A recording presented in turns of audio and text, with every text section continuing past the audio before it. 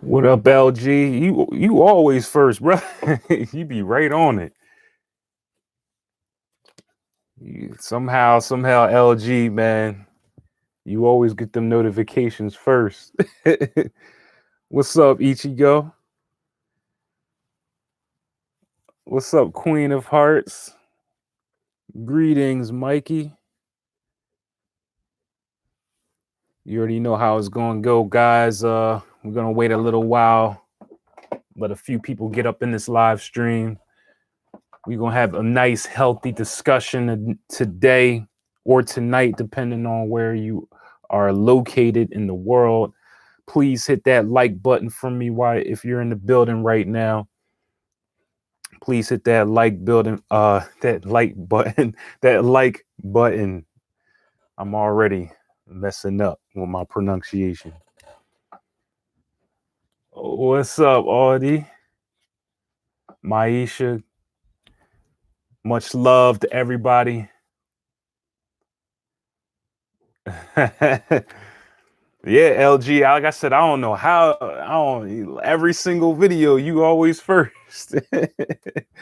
That's what's up, though. Thanks for showing that love, man. Everybody that always continues to show me love, thank you. I can't express my gratitude enough.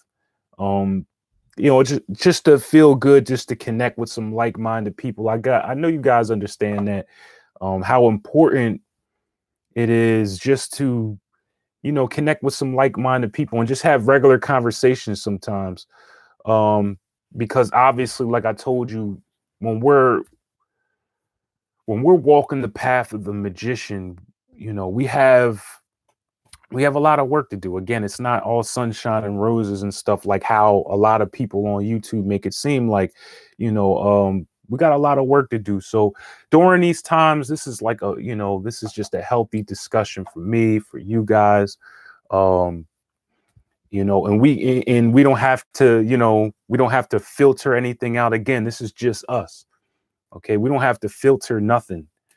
We can say, I don't care what it is you want to say. You could say all the crazy stuff, so-called crazy stuff that you can't really say around other people. We can have these discussions here. That's why I like to hop on live, and that's why I like to encourage you guys to ask whatever questions that you feel that need to come up, regardless if it's on the so-called topic. I just like to have a topic just so I have, so I'm not just sitting here, right? Just sitting here, just chilling. Even though we can do that too, like, especially during these times of quarantine, how you see like DJs and stuff like that. They'll be spinning for everybody at night, just help you get in the groove. Maybe one day we can all just chill, you know, for those of us to partake in, wine or something like that. You can chill and just talk like regular, just talk. Please, everybody, let me get that hit that like button for me. We're gonna start in a little bit. Shout out to hey, how are you, Marley? Namaste. What's up, Maddie Champ? Okay. Please hit that like button for me.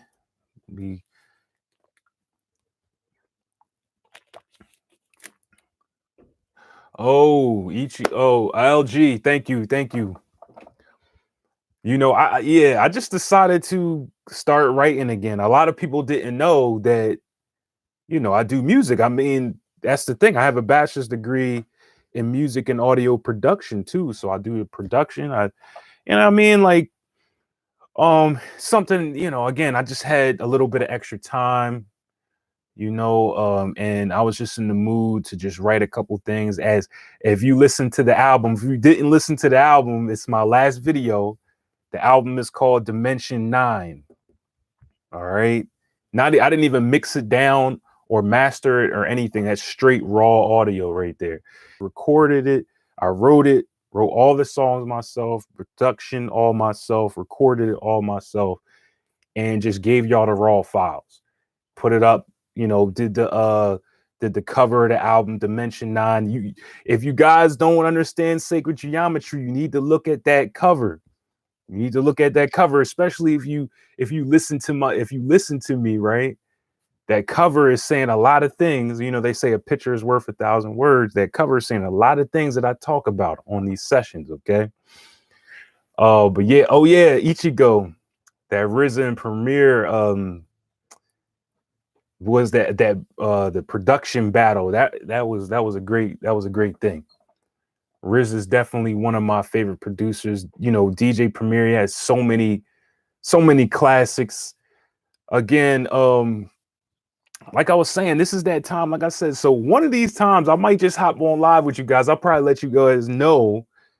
And we could just have straight conversations. We could be sipping some wine together. I know some of us are in different parts of the world, so we might not align up, but one of these nights I might just hop on live. We could sip some wine together. We could just, you know, I'll throw in some reggae music, some real hip hop music, something like that, and we could just vibe out. All right. Namaste, Echo. What's up, John? Thank you for listening to the album. Thank you, Maddie Champ. Thank you, Maisha. Thank you. So yeah, look, we got a few people in here. So, all right. And by the way, before I start, guys, remember, like I said, this is always, you know, Q&A. So whatever it is, you can always ask some questions. We're gonna get into some science though. Oh, Marley, virtual album release party. Yeah, maybe we could do that. What I'm gonna do though is I'm gonna take my laptop down into my living room or somewhere with more open space.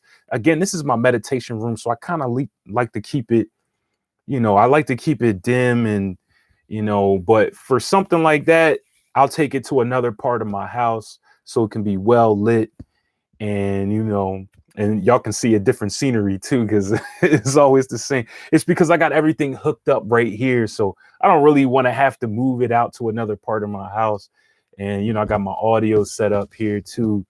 But yeah, let's get into it, guys. So what I want to talk about today is astrology secrets and tarot secrets, tarot card secrets, because a lot of people don't know these two things are highly connected. This is this is stimulated from a question that I got not too long ago, I guess from my last live stream, right? When I stated that when you come to this planet, when you come to this plane, okay, you are what, you know, you make a contract with Saturn, and I said that the contract is your birth chart. Okay, Ibrahim, hello, thank you for coming into the live stream. Hold on one second. So the contract, like I was saying, oh yeah, Saturn's contract with your soul is your birth chart. So there, I got a lot of questions from that. So I decided that I'm going to focus a whole entire live stream on that, but also tarot, because tarot plays a role as well. So let me break it down, guys. And if you're new to this kind of stuff, again, it's going to sound really, really out there, but bear with me. Okay. A lot of this stuff, a lot of so-called truth is going to sound really, really out there. Okay. It's going to be things that you might not have heard before, because that's why it's called the truth, because they don't want you to know exactly what's going on, right? That makes sense, right? So let's talk about the physical plane. Nobody knows exactly why it exists. So I'm not going to act, you know, I'm not going to sit here and act like I know exactly why all this is here, or even how all this is here. Okay. That's something we just don't know. I mean, I just don't know, but I'm pretty sure that you're not going to find anybody who knows either. What we do know, again, this is information coming from the secret societies, is how you get here, and most likely why you came here. Okay. You don't consciously remember, because you're only linked to a certain portion of your soul, or your, you know, your existence. Remember, when you come to this plane, you are condensed within flesh. Only a piece of you is condensed within flesh. Okay. And the so-called higher self, that is the rest of your being. All right. So when they say you're in alignment with your higher self, you're in alignment with the rest of your being, the rest of your existence, which is connected to the whole existence of the universe that you want to, whatever you want to call it. Okay. Or the God mind or the universal mind, whatever you want to call it. All right. By the way, this is going to sound a little bit more advanced than a lot of my videos because, again, I got to do a lot of explaining here. Okay. So, like I said, let's get into, how all the conspiracies lead to Saturn all the time. Okay. This is exactly why. Again, if you ever became a conspiracy theorist just for a little while, everything will start pointing towards Saturn all the time. Saturn is known as the gatekeeper. And again, we got to remember metaphorical talk. We got to remember poetry. We got to remember symbolism. So when I'm saying Saturn is a gatekeeper, I'm not saying that Saturn is like, a guy like me that's saying, hey, you can't pass. All right. We're speaking metaphorically here. I just want you guys to understand that because, again, if you're new, you're going to hear me speaking saying, hey, Saturn's a gatekeeper. You're going to be like, wait a minute. What? Saturn's a human dude that's a gatekeeper and he doesn't let you in unless you sign a contract. All right. Again, we're speaking symbology. So hopefully you guys can listen from here, okay? Because the best way for me to explain it without getting too over the top of your head with scientific terminology, again, I'm going to speak how our ancestors spoke. We speak in characteristics. We speak in archetypes. We speak in metaphorical language so you can understand it better. Okay. So again, let me start again. Like I said, and Saturn represents the gatekeeper here. So that means in order for you to pass through, you're probably before we even get there, you're probably wondering, why would you want to pass through? Because the main reason is to feel the sensation of pain and pleasure. See, that's half the part because most people in the community behind the scenes think that we're just here for evolution. Okay? That's part of it. We are here for evolution. Okay? I don't know why YouTube keeps blocking these comments, guys. I'm sorry. I keep having to click OK because they keep blocking the comments for some reason. Not even saying nothing inappropriate. Like, all right. So half the reason you come to this plane is for evolution. Okay. And not Darwin's evolution. All right, man. I don't even have to explain that. I'm pretty sure you guys know that much. When I'm speaking of evolution, I mean understanding thyself. The other half is for more selfish reasons. You got to think about it, guys. We're not all high and mighty individuals. We have some animalistic, selfish reasons as well. And guess what? When your soul comes within the body, you have real animalistic desires now. So any human being on this planet that has a body has animalistic desires. Don't let these people fool you like they're so perfect and God and mighty. Because guess what? We see this so many times in history with people when they start trying to act God and mighty and they suppress those animalistic desires, what happens? They start doing some weird things. That's where you get your Catholic priests messing with little kids and stuff like that. They start doing weird things when they suppress these desires because these desires become demons. You create your own demons. All right, that's fact number one. I know they might tell you about a demon realm and stuff like that. And yes, there are entities of another realm, but they're created by humans. They're created by your desires that are being suppressed. Okay. Like I said, we're getting a little bit advanced today. All right. So, again, half of the reason for evolution. Another half is to experience pleasure and pain. You're probably wondering, why would I want to experience pain? Because you cannot experience pleasure without pain. And yes, there are entities that want to take your spot to feel pain, just the sensation of it. Like I said, you can't say that you like one, but not like the other. You can't say that you like life and not like death. All right. It sounds a little morbid, right? The reason why we don't say this is because we are pretty much what I consider schizophrenic in well-developed countries. There's a lot of mental disorders in well-developed countries. We like to pick and choose. We like to judge off our own personalities. We like to judge things off of what happened in the past and what happened in somebody else's past. But these things are not real, okay? I know this is all sounds all over the place, but I'm trying to keep it on a straight path here. Okay. So, in order for you to get the pass with Saturn, shout out to everybody in the live stream coming in. Thank you for hitting that like button. In order for you to get the pass to get here with Saturn, all right? In order for you to get that pass, for your soul to pass through, for you to confine yourself, it sounds really backwards, doesn't it? Like, why would I want to lock myself up? Well, again, there's some perks to being here. Obviously, as you can see, that you can feel sensations. You think the spirit can't do that. You can't feel physical. You see what I'm saying?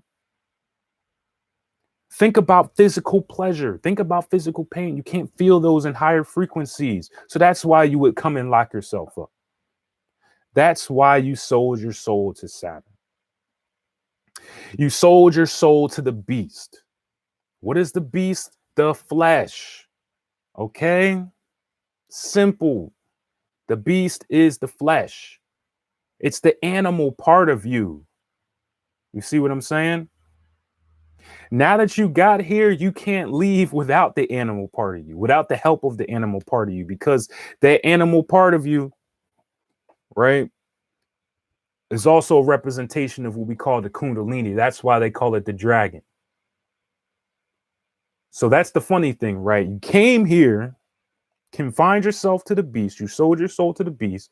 What it means to sell your soul, again, I'm trying to just say it in common language.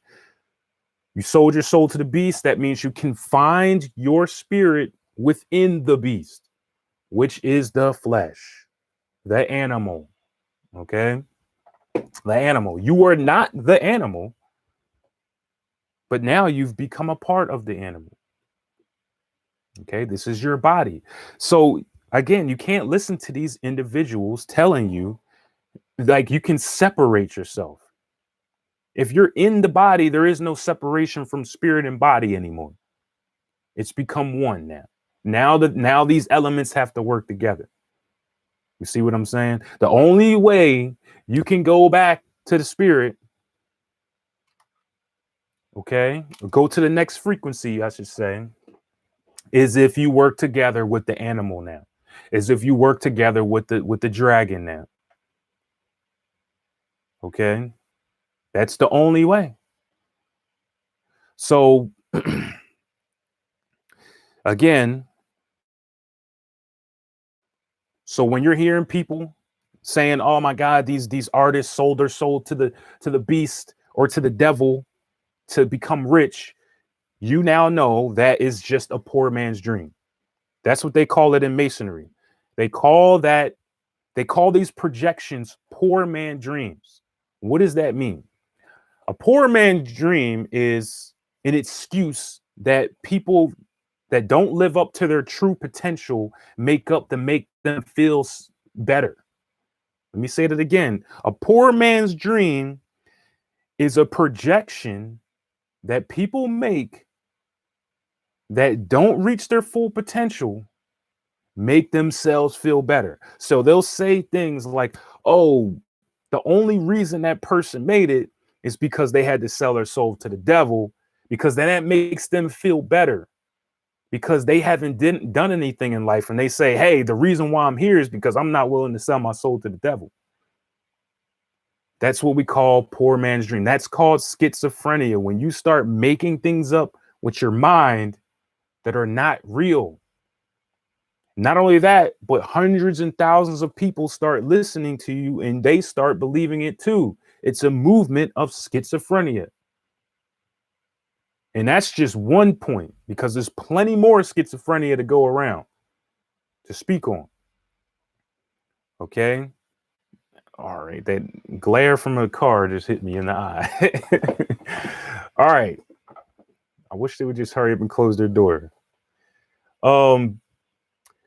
So in order for you to even sell your soul, there's certain terms and conditions, just like any contract. Anybody who's an artist knows you have to sign a contract with terms and conditions. The business world is a reflection of the spiritual world. The business world, how businesses run, how this society is run. I know you don't like it, right? You don't like how the society is run. Yeah, you don't like it because that's how the spiritual world is run too. You don't like that either, because you have to sign a contract with terms and conditions. The terms and conditions is your astrology chart. Everything is in alignment at that point when you sign that contract. Again, we're not talking physically signed. I just want to keep saying this for the people that are coming in that are new here. Again, we're talking metaphorical. I don't want anybody to take my words out of context. Okay, that's happening. Plenty other YouTubers, they get their words taken out of context and they're like, they'll play a little clip. You're like, oh my God, you see that person's crazy, making no sense. I'm speaking metaphorically. Okay. So again, the planets, again, it's way more than just the planets, but you know, all these things are in alignment. That plays a key role. That puts a stamp on your soul. You see? Remember when I told you your astrology chart is a map? Okay. The stamp that I'm talking about is the map stamped on your soul. Somebody said something about the mark of the beast. LG, you said, so this is what they call the mark of the beast. This is the mark of the beast, the stamp. You can't see the mark of the beast. I know. Look, guys, I know with everybody else, they're telling you, they're looking for an actual mark. Remember, I told you about being too literal, right? I told you guys about being too literal. So the regular people around here, regular people, not us, we're aspiring magicians. We're becoming awakened. We're awakening. So we got to start acting like it. Regular individuals are looking for an actual mark. Again, they're being too literal. Okay? They're not understanding that the stamp has already been stamped. If you were born, you already have the mark of the beast. You already are in the beast. Okay, I just told you the beast is your flesh, your body. But the mark of the beast is that stamp, which is your astrology map, your astrology birth chart. You have terms and conditions here. So when you have an astrology reading from me or somebody else, right? They're telling you your terms and conditions for this lifetime. Now, hold on. You're probably thinking like, wait a minute, what about placements like the South Node and the North Node? Well, they came in existence because a whole plethora, I can't even know if I say that right, a whole crap load of individuals stopped ascending. Because you want to know why? They were in debt with Saturn because they didn't abide by the terms and conditions. Okay? They didn't abide by the terms and conditions. Thank you, ASMR. Hey, beautiful, how are you? Thank you. I appreciate you. Again, you're always, LG is always first. ASMR is always sending me a donation. You know, I love y'all too. Love everybody here, by the way. So, so a whole bunch of individuals, all of us, okay, most of us have been here for many, many, many, many years because we keep coming back. Again, you lose your consciousness. You don't lose anything from your subconscious mind, though. So that's why you can go deep into meditation and tap into some of those old memories from other past lives. But guess what, guys? We have all been here many, many times. Some of us older than others, But for the most part, we have been here a long period of time. That's why we had to calculate the north and south nodes later on in astrology, because if you can go all the way back, which there's no way we could do that, but there's still certain tablets that didn't have a north and south node. That's because they didn't need one. They didn't need to calculate that energy. Because if you followed the terms and conditions of your path, you were out of here. Okay? You were on the next plane. But well, obviously, for some reasons, again, I'm not going to get into too many conspiracy theories because we can go into long and long discussions on what we think happened with us that made us stop following our true paths. Okay, let's just talk about what's happening now. The point is, none of us, for the most part, are following our true paths, and that's so we're in so much debt. Even if you follow by your path in this lifetime, let's just pretend you did everything right. Okay, you're still probably going to come back because you got other debt to pay from other past lives. It's just like the business world. You can't take out a loan with your bank, right? And not pay it back. What happens? You get hit with interest. Guys, why did banks start hitting you with interest? You think somebody just made that up? I'm telling you, the business world is masonry. It's based off of spiritual principles. When you get in debt with Saturn, you get hit with interest already with the debt that you keep piling on. So the next thing you know, let's just say thousands of years go by, right? Thousands of years go by and you continue to add more on and you continue to have to pay back. So now this is why they call this a slave planet. Guys, I'm giving you raw history here. You know how some conspiracy theorists call this a slave planet? That's exactly why. It wasn't a slave planet at first. It became a slave planet because now we're constantly working, paying off this debt. This is why it's a slave planet now. It wasn't like that before. It's the slave plane now. Okay. So probably saying, well, how is it important for me to start following my chart now? Well, obviously you got to start somewhere. And plus, when you follow your chart, this is when you honestly feel true happiness in life. You're not saying that you're not going to go through any struggles, because you're going to go through a lot of struggles because you need to have pain in order to feel pleasure. So you might as well get comfortable with struggle, guys. You might as well get comfortable with pain. Stop complaining about these things, because the more you complain, the more you're stunting your growth. Let's just keep it moving. This is when you see these certain individuals, right? I like to always use Will Smith as an example. A lot of you guys don't know Will Smith has a personal astrologer. Okay, a lot of you guys don't know that. Not just him, but I just like to use him as a perfect example because most of you guys probably know who Will Smith is. Okay. Most of you people probably know who Will Smith is, so that's a good one that I like to use. A lot of you don't know he has a personal astrologer. All right. But like you see what I mean? Like you can see that he's actually following his path. All right, that's one person that's very, very key on understanding who's following their path. You can tell, these certain people, these certain people start illuminating. That's why they get the term Illuminati, because these individuals start illuminating light. You can't see, I'm not talking about with your physical eyes, guys. Again, metaphorically, taken too literal. But you can see here.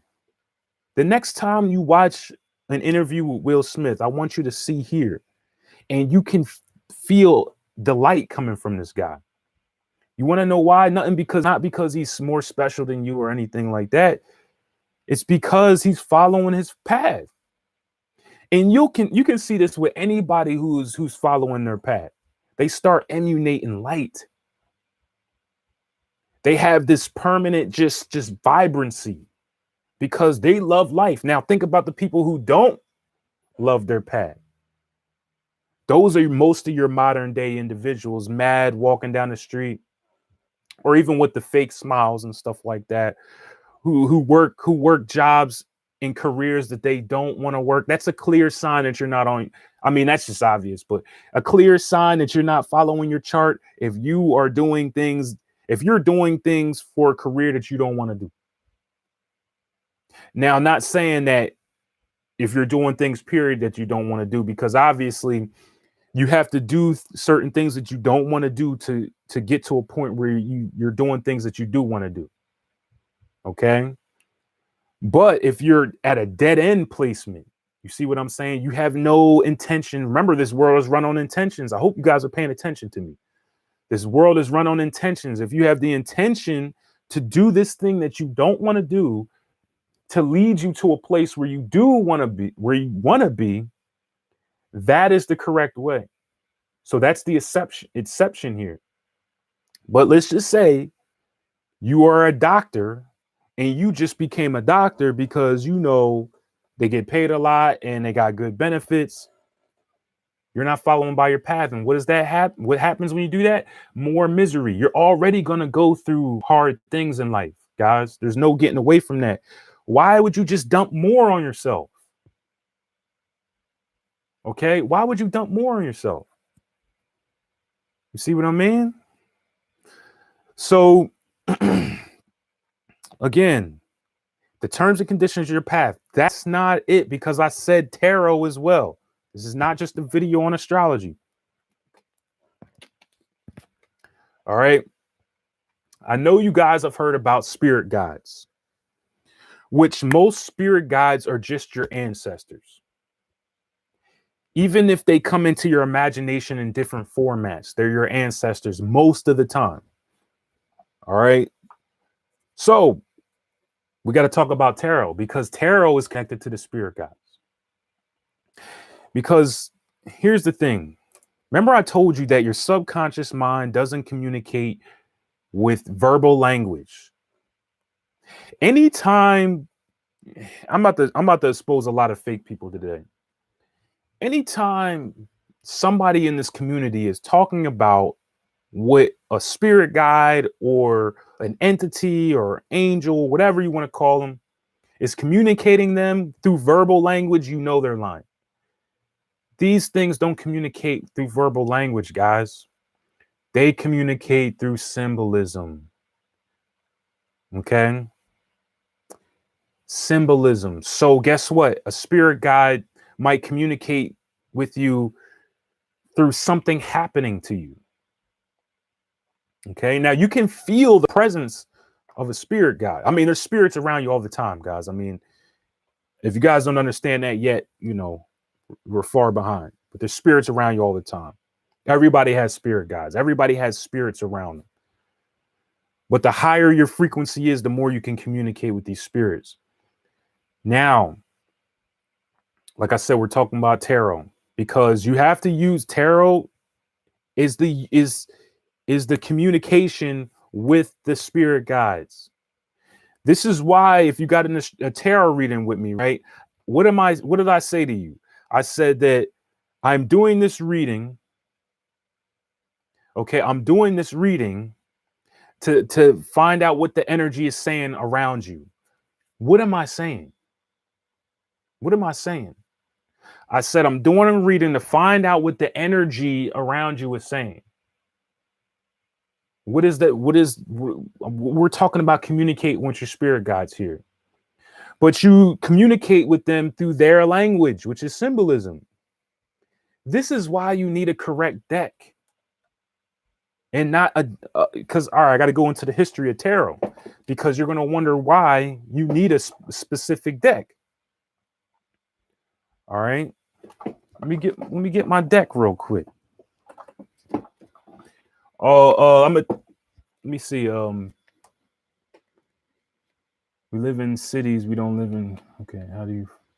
How do we follow our chart? Sheila, you get an astrology reading and you look at, You look at what it tells you. So if you get an astrology reading, Sheila, have you ever gotten an astrology reading with me before? Well, I'm guessing not. I'm guessing not.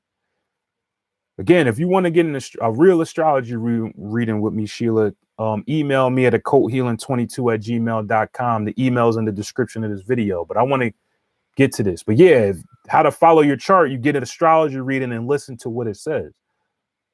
Okay. Great talk. I listened to the chart last night. So I feel lost. Yeah, that's a good thing. Okay. All right. So let's get into the history of tarot.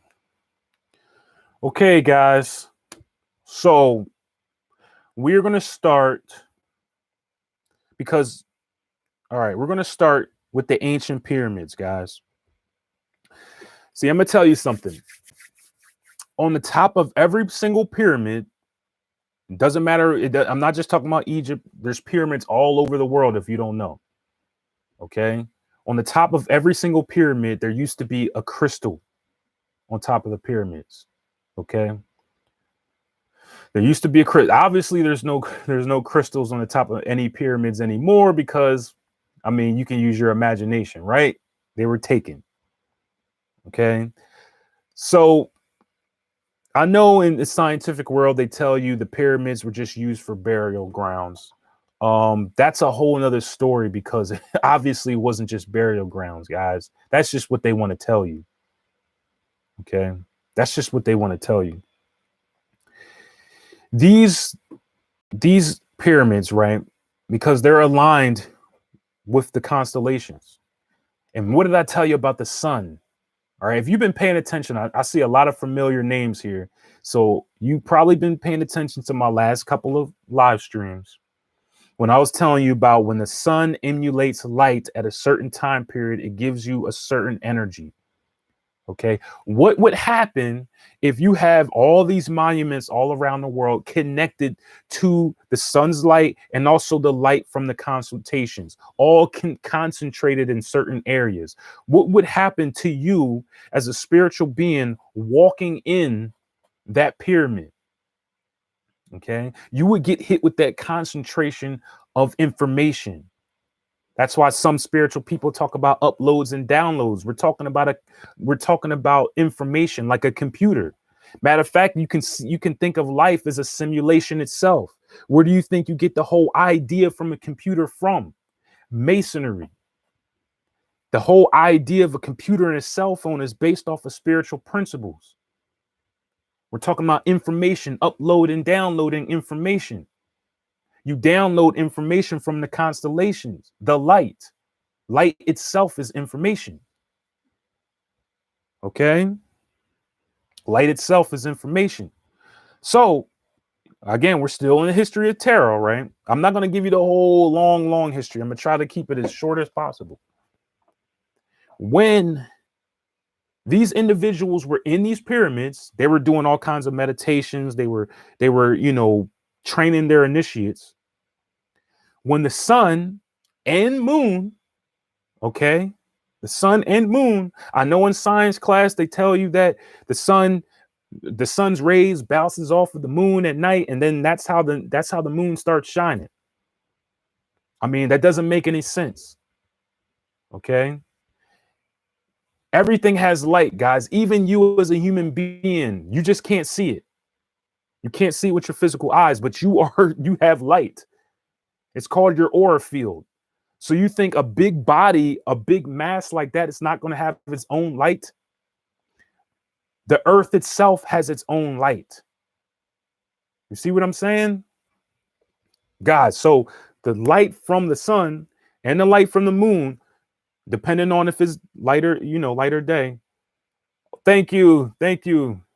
I appreciate your donation. I appreciate it. So what was I talking about? Oh yeah, in the pyramids, the crystal is at the top of the pyramid. Okay. Obviously, there's no crystals there anymore. But here we go. When that sunlight pierces through that crystal, what happened was it created an image on the wall of the pyramid. Okay. Can you guys visualize that? I want you guys to listen from here.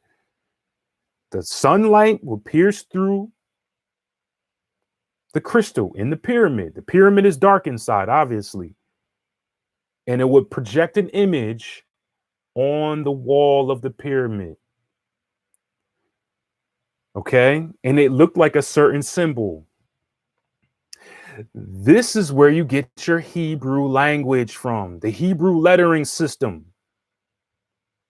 I want you guys to look this up too. I want you guys to look up the ancient Hebrew letters, because depending on when the sun was shining, it will project a different Hebrew letter on the wall of the pyramid. This is some crazy stuff. I want you guys to listen to this. Pay attention, okay? You're about to get something you probably never heard before. Now, because this is where you get your Kabbalah from. You know, Kabbalah, they deal with the Hebrew letters and the tarot cards, and what do? Combine them, because they know what's up. So anybody that studies Kabbalah here, you already know what I'm talking about. If you don't, well, now you're learning now. Now, you're probably wondering, how did the tarot cards come to be? Every single one of the tarot cards of the major arcana represent a Hebrew letter. So here we go. When the Hebrew letter will be posted on the wall in the pyramid from the sunlight, these individuals, again, these are very, very well-trained magicians and occultists. So they know all about sacred geometry. This is how, so they calculated the sacred geometry of that symbol and understood the message. Now, when they understood the message, how would they explain it to you? How would they explain it to you? Guys, you should know this by now. How would they explain it to you? In characteristic format, right? In archetypal format, right? In storyline format. Because why? Because they know you'll absorb the information better. If your mind wasn't made for high class mathematics and high class science and all that terminology, you're not going to get it. This is why when these science people are on TV talking with all these big words and stuff, you don't understand what they're saying. That's because they're not good teachers, because a good teacher is going to make it simple for you. So guess what our ancient ancestors did? They created these. All right, I know, freak, my the glare sucks, but this is the star card in the Rider-Waite deck. All right, this is the star card in the right. They created your major arcana deck. So here we go. Just like any lettering system, I know this is really long and drawn out, but I want you guys to hear me. Just like any lettering system, you can create a spoken language out of, right? You can create a system of communication. So fast forward back to what I was saying about how you communicate with your spirit guides. You communicate through these. So when you do a certain spread, oh yeah, now, the reason why I was saying that you need a certain deck, right? Yeah, Maddie Champ, I'm sorry about the buffering. It's gonna be doing that because my connection is bad. I gotta get my I gotta call my Wi-Fi holder to figure that out. So please bear with the buffering and all that. So I was saying that you have to use a certain deck because, see, only the initiates were carrying out their tradition of keeping the same language within the cards, within the deck. So that means the star card will represent a certain Hebrew letter. Okay, so only the initiates would know that. So that's why they created these decks. And then, of course, when it got popular in the 1400s, because this is when around the time where they say tarot cards were actually created. That is a lie. That's just when it became popular. And that's when all the fake stuff started happening in the 1400s. A lot of things happened in the 1400s, guys. You guys got to do your history. I don't have the time to go through a whole entire history lesson of the human history, but guys need to. If you want to be a magician, you want to be in the know, you have to. So the 1400s, it got popular. And then, of course, you had regular individuals that liked the tarot cards and said, I want to make my own deck too, that don't know anything about the science. So that's why you have all these different decks now with all these random things that don't represent the actual language. So you're not going to be, they're not going to understand your message. Okay. They're not going to understand your message. So I always say this, that you need a deck that was created by one of the initiates. That was one of the people that was passed down the information. That's a high reputable occultist, an organization of Masons, any kind of organization, the builders of the Ataman deck. You always talk about the same ones, the Rider-Waite deck, the Aleister Crowley deck. All right. And many, many more, but you guys got to do your own research. That's 3 for y'all right there. The builders of the Ataman deck, the Rider-Waite deck, and the Aleister Crowley deck. These are decks that still carry the same language, the Hebrew language within the cards. Okay. So when you do a spread, this is why you have to do certain spreads, because it's just like putting the letters together. It's like putting the letters together, like the English language when you create certain words. That's the spread, guys. I'm telling you.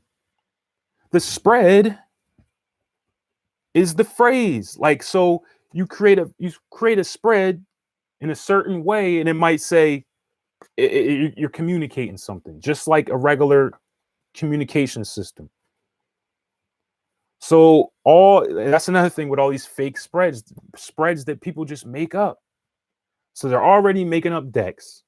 Now they're making up spreads too, just for fun. Okay. So like spreads like the Celtic cross, that's a very, very popular spread, right? That's a fake spread. It's a made up spread. I don't know where that spread comes from. It doesn't come from the science, from the initiates. Nobody's talking about a Celtic cross spread. Okay. Only people that are not in the know are doing that stuff. Okay. I mean, as simple as that, guys. We could do things like a planetary spread, but here we go. So I want to talk about the relationship between the tarot and the astrology, because like I just told you, astrology is your terms and conditions with Saturn. That's the mark of the beast, the stamp that's on your soul. All right. Of course, if you die without paying back your debt to Saturn, you have to revitalize that contract. You have to create a new contract with Saturn. And that's why when you get reborn again, you have a whole new astrology chart. Okay. Whole new astrology chart. Now you got more terms and conditions, but you still have the debt from the past, and that's your south node in astrology. So when you're how to navigate this matrix, the maze of tricks, because it's a maze, guys. And the reason why they use the analogy of maze and then a mouse is in it, because you're an experiment at this point. That's why they call this the slave planet, because, hey, now you're continuously working and working and working, paying off this debt, but you're adding on more debt.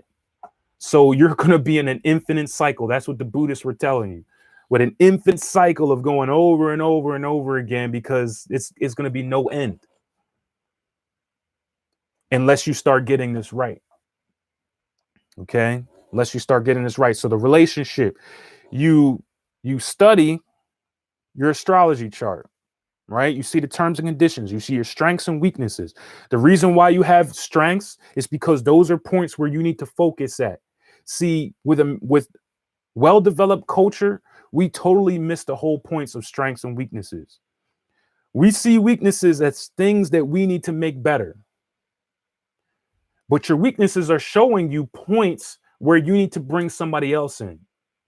So, for example, if you are good at being a writer, let's just say in your astrology chart, you see so many points being directed to being an author or a writer or some kind, right?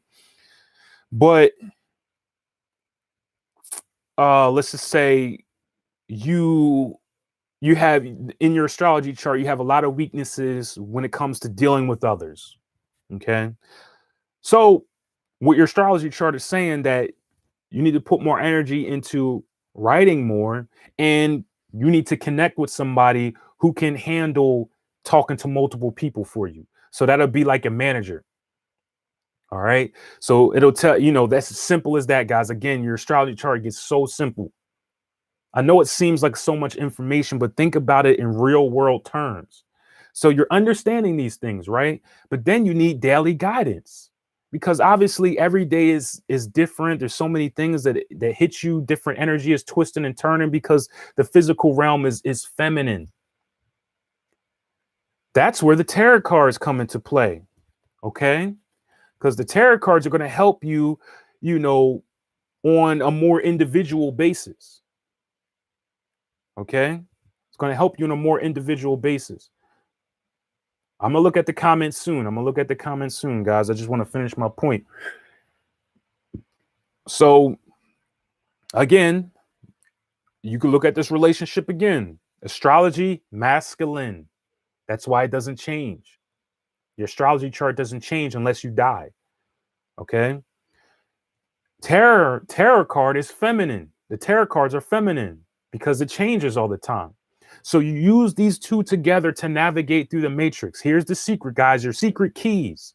And everything in between, numerology, sacred geometry, alchemy, these are all the things that are in between. On all the way on this side is tarot, all the way on this side is astrology, and all the little itty bitty pieces in the beginning. This is how you use this information. You got to use it in a relationship way. Everything is a relationship. Everything is sexual energy, guys. Sexual energy is when two energies are coming together and they dance, they move. Think about your DNA. Think about the DNA strands. What does it look like? I can't even do it with my fingers, but you know what DNA looks like. It looks like two energies moving, swirling around together. It looks like dancing, does it? In perfect harmony. It looks like it's in perfect harmony, right? Looks like they're in rhythm, right? And then everything in between those DNA strands.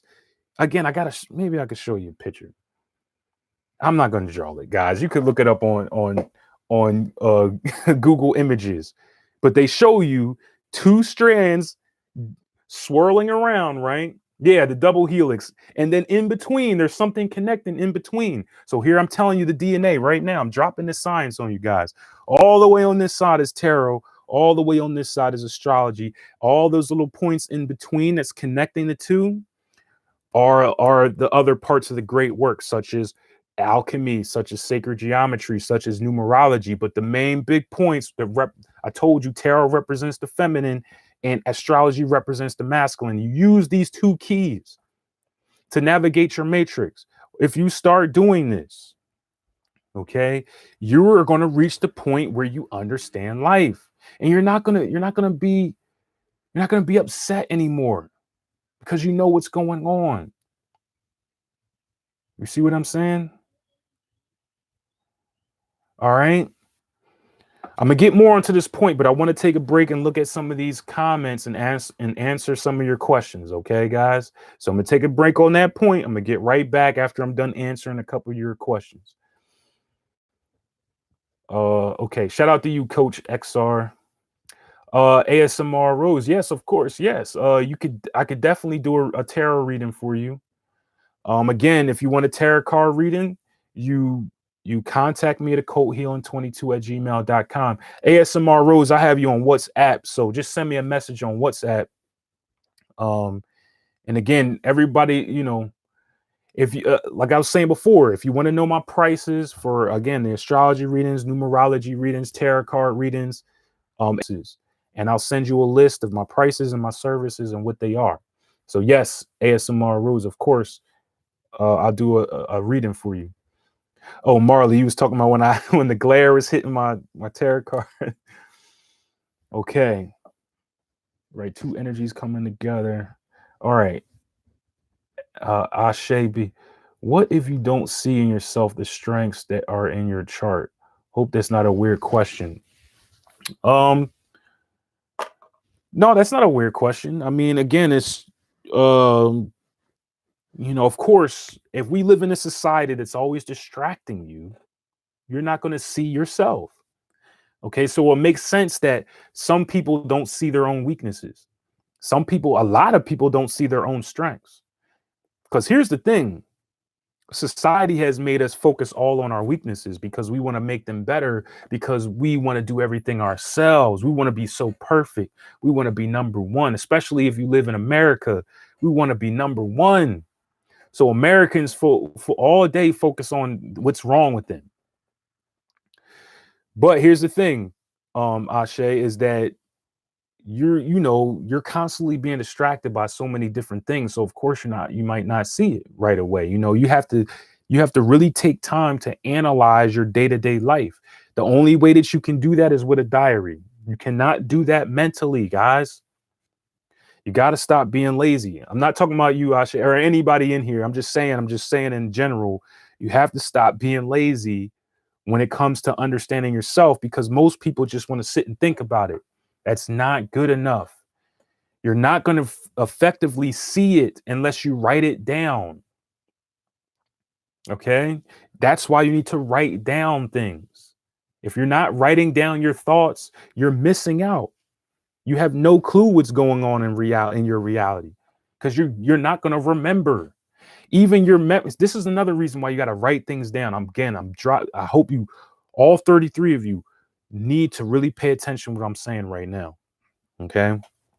Another reason why you want to write down what's going on in your life is because your memories change. Psychologists know this already. So let's just say something happened to you 10 years ago, right?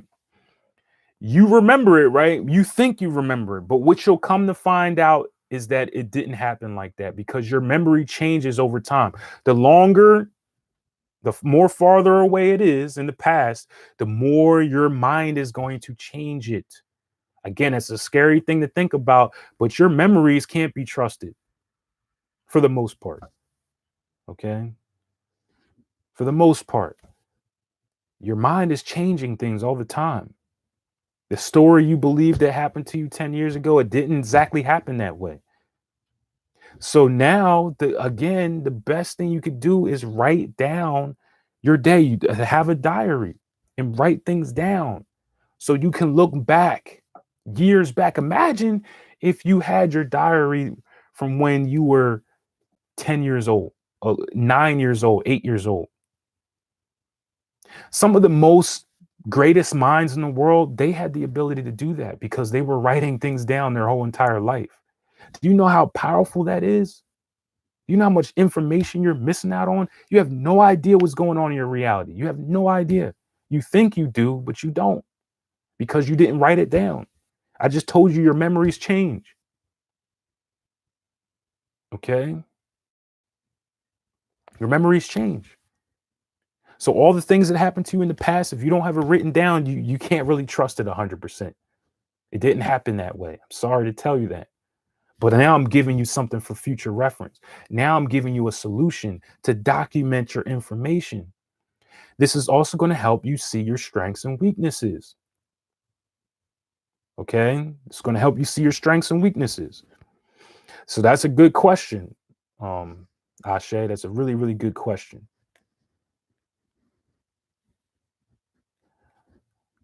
All right, so what is the left-hand path? This is the left-hand path right now. The left hand just represents the feminine, guys. It's not complicated at all. Well, we're talking left-hand path right now. I know they make it. I know they tell you the left-hand path is evil and stuff, because again, they hate the feminine. I'd say this over and over again. Okay, I say this over and over again. They throw shit on the feminine all the time. So anything dealing with the feminine, they're going to say is bad, evil, wrong, stupid, whatever. So get used to it, how they speak on the feminine. So the left-hand path is literally this, what we're doing right now. We're speaking left-hand path terminologies. Okay. How do you deal with people that judge you for being into the occult? Do you have a video on this? All right. I mean, I talk about this a lot, but I mean, it's nothing that you need to deal with. First of all, but I want to make something clear though. If you're one of these people going around preaching this stuff all the time, you're the one that's in the wrong. If you're going around telling everybody what you do and putting it all in people's faces and projecting, you're the one that's in the wrong. I tell you over and over again that this is stuff that you're not supposed to be giving out to people. Okay, this is not a religion, guys. Only religious people go around preaching. You see what I mean? Only religious people go around preaching and trying to convert people. You don't need to convert anybody. Your mind should not even be there. So don't be like the rest of these people online, yelling at people, arguing with people, telling them that they need to come on this side or they're going to hell. Because that's what's happening. That's the New Age movement. I made a video on that, about the difference between this and the New Age movement. The New Age movement is just religion all over again. We don't convert people over here. Okay, that's not something that we do. Let people do whatever they want to do. You need to focus on you. And here's the thing, when you're on you, you'll attract the people that you need to attract. Now, here's another thing. This is not also saying that you can't hang around people that are not into this stuff. That's also a religious thought. It's also religious people. They say, oh, I can only be around Christians. I can only be in a relationship. And if they don't like it and then they decide not to be around you anymore, that's totally fine. That lets you know that that person's not meant for you. But if they accept it from you because you're not preaching, usually they don't accept it because you're preaching to them all the time. You're making it seem like you're better than them all the time. So of course you're going to have, again, you got to understand basic psychology. When you're projecting something to somebody that you're better than them because you're doing something, they're going to retaliate. That's natural human psychology. But if you're just doing you, most people will not give you any kind of backlash. They'll just say, oh, you're into that. Oh man, I'm not into that, but hey, you do you. And that's fine. Continue on your path. And you'll meet people that are on that do these things like you. You'll meet them. But of course, they're going to be a dime a dozen, right? There's not going to be as many people that are like us walking around, because I told you only about half of 1% of the people awaken in every generation. Okay. Only a small percentage of people awaken every generation. So you're not going to find a lot of people like us. And that's totally fine. You're not here to only look for people that are just like us and to just stay with these people and preach to the choir. You're not here to do that. What you're here to do is become the shepherd and lead the sheep. So that means you're going to have to deal with a lot of people that are not doing things like you. That's the reality of what this is right here. When you're awakening, you got more responsibility than other people, because now you got to think like a CEO. Now you got to think like a boss. The boss has a lot more work to do than the employee. You are becoming a shepherd here. The sheeple, that's the regular people. You got to use your talents and gifts to make this, to make this a better place, or to make this place work better. Because I don't even want to say make it a better place, because it's never going to change with the way society is. It's always going to be 50-50. There's always going to be 50% pain and 50% pleasure, 50% good, 50% evil, or whatever you want to call it, or what we perceive to be good and evil. There's always going to be 50%, because it has to be like that. Again, the only people that believe not are religious people. We're not religious here. Okay. Again, we're not religious here. We don't get sold the heaven and hell story. We're not dealing with that. Again, guys, I mean, I'm talking specifically to you guys, so I feel like I can say what I need to say. That is not true. It's fake. I would only tell you guys that because you're awakening. I would never tell a Christian person that that's fake. Why? Because that's going to lead to an argument, and that's none of my business what they believe in. It's none of your business what they believe in. But again, when we're talking amongst ourselves, we can have the real conversation. So yeah, the heaven and hell thing is fake. Get it out of here. All right. Only for us to understand. So again, to answer your question, you don't need to worry about if they don't like it or not. But one thing is, you shouldn't be going around preaching to people. All right, you shouldn't go around preaching to people, trying to get them to convert to the New Age movement, trying to get them to understand astrology more. Okay, people that are interested in stuff will naturally come to you eventually. Okay. But again, like I said, I don't want you to start shunning regular people like, oh, well, you're not into this, so I can't hang out with you. That's a religious thing. That's saying that, that's that you versus me thing, or versus Muslim thing. We don't do that over here. Okay. Hopefully that makes sense. I'm upset my ex by just studying. She black. All right, let me see. I'm gonna answer a couple more questions before I get back to the topic, guys. Got a text during this live. Why I asked? Was that a new one? Many more than 50% are ignorant, but it is important to know how the world operates. Yeah. Again, it's none of your I always say it's none of my business what other people believe. I'm only telling you guys because you guys are awakening. All right. They wouldn't be here if you guys wouldn't be here if you weren't awakening. And if you did just so happen to stumble upon my video, you would either turn it off right away and be like, what the hell is he talking about? Turn it off, or you would do some trolling shit and then leave or whatever. But you wouldn't sit here and listen intently. You wouldn't sit here and be asking questions and if you weren't awakening. Okay. So that's why I can speak to you the way that I speak to you and tell you, yeah, that stuff is fake. I can tell you the truth about the history of astrology and and tarot. So back to the lessons. Because like I was telling you, this is the secrets of astrology. I just told you just to back it up for anybody that was new. Point one, the secret of astrology. In order to come to this physical plane, you have to go through Saturn. So Saturn gives you a contract for you to sell your soul, which is you confining your soul to the flesh, to the beast. The physical, your physical body is the beast, the flesh. Okay. And now that creates a key. And the key is the key is the dragon at the bottom of your tailbone.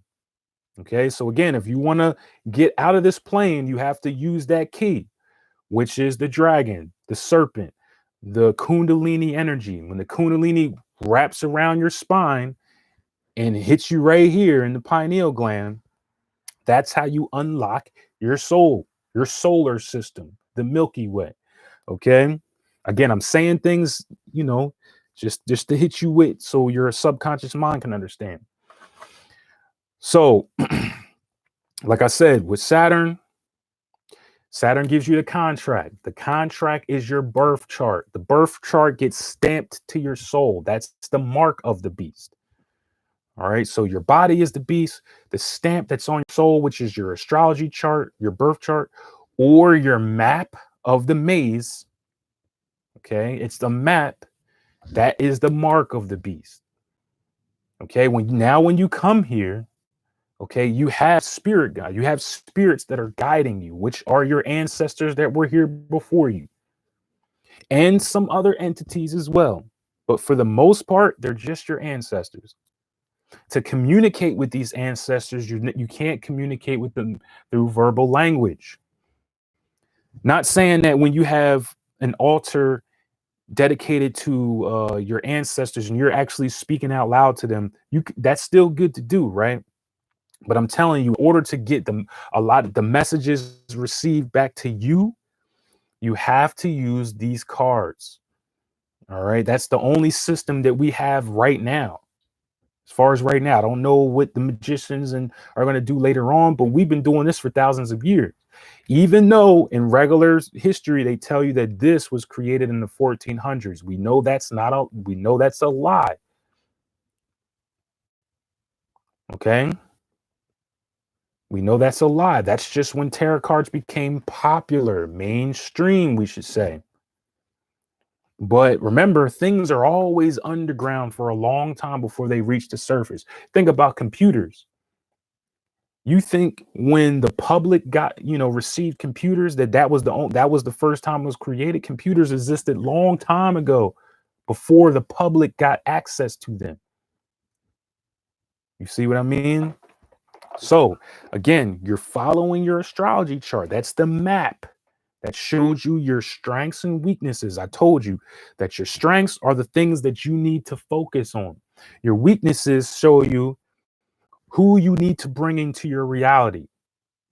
So if you know somebody is good in one of your weaknesses, you bring them into your reality to help your path.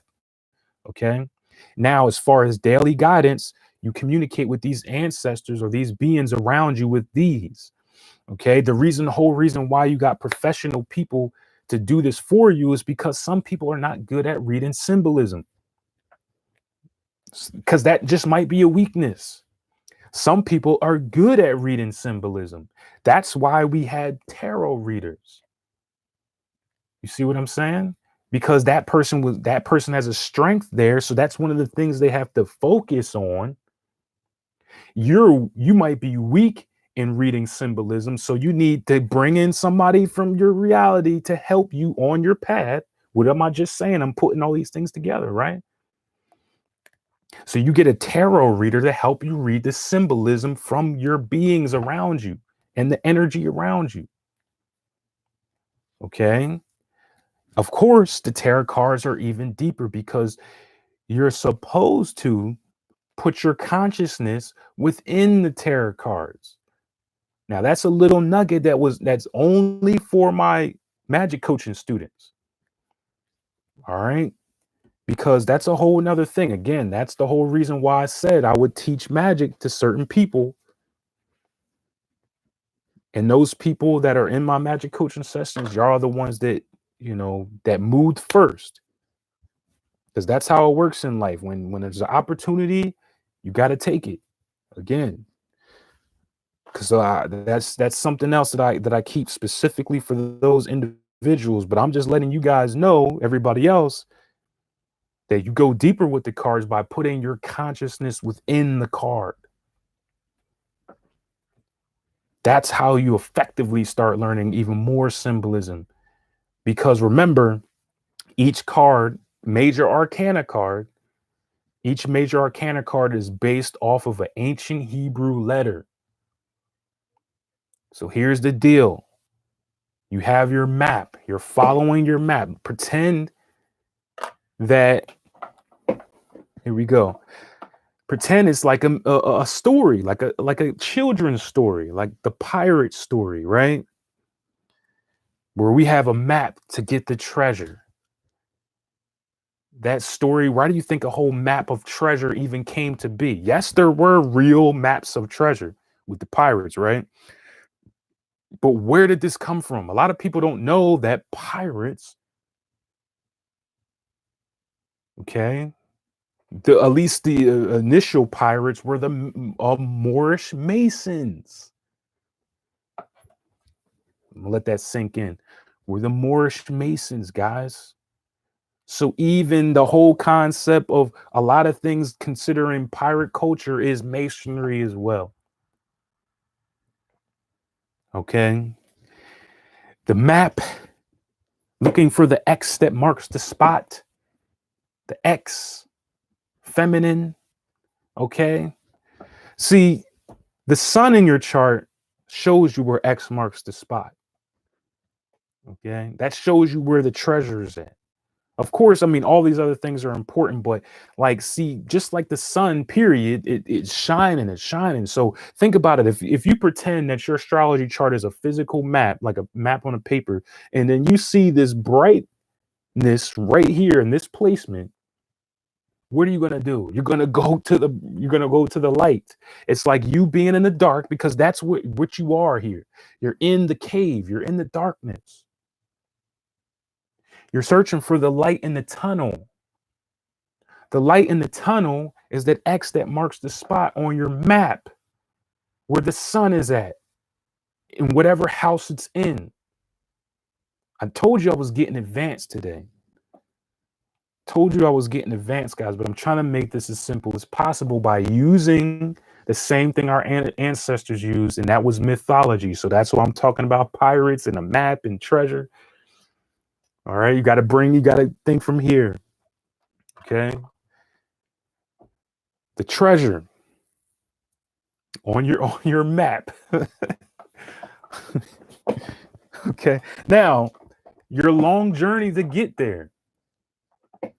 Your long journey that it takes for you to get to the treasure. You're going to need some guidance. You can't do it by yourself, right? You can't do it by yourself, right? So guess what? You have these beings around you and energy around you, your ancestors around you that are right there. Think about the journey of any kind of mythology story, or just any children's story, where the main character, that's you're always the main character, has all these people assisting him or her. These also are a representation. Yeah, you can have physical people helping you out, right? But got to look at the metaphorical aspect as well, is that these are the spiritual beings around you as well, assisting you. They're assisting you, but you don't see. That's why you keep running in this cycle. You're not listening. You're trying to listen with your physical ears. You're trying to see with your physical eyes. I'm telling you guys. Okay. So you see the relationship here. And then remember, in between, for everybody that's new, tarot represents the feminine. Astrology represents the masculine. Okay. Everything in between, alchemy, sacred geometry, numerology, so on and so forth. They also have a system called Kabbalah that tries to attempt to put this all together. But Kabbalah is a system that is not good for many people, because it's too it's not simple enough. Okay, remember I told you about a good teacher, right? A good teacher makes things simple. See, Kabbalah was created by advanced practitioners. It wasn't meant for regular people. That's why regular people don't get it. But if I tell you the way that I'm telling you now, you get it. I'm talking Kabbalah right now, but I'm speaking in regular terms. Okay, so all these things in between. And remember, I was comparing it to the double helix strand of your DNA. Represents the masculine, blue represents the feminine. It dances around. That's like when you look at DNA strand, these two elements are dancing together.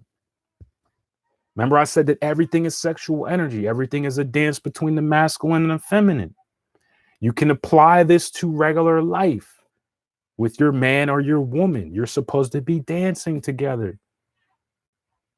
Catch.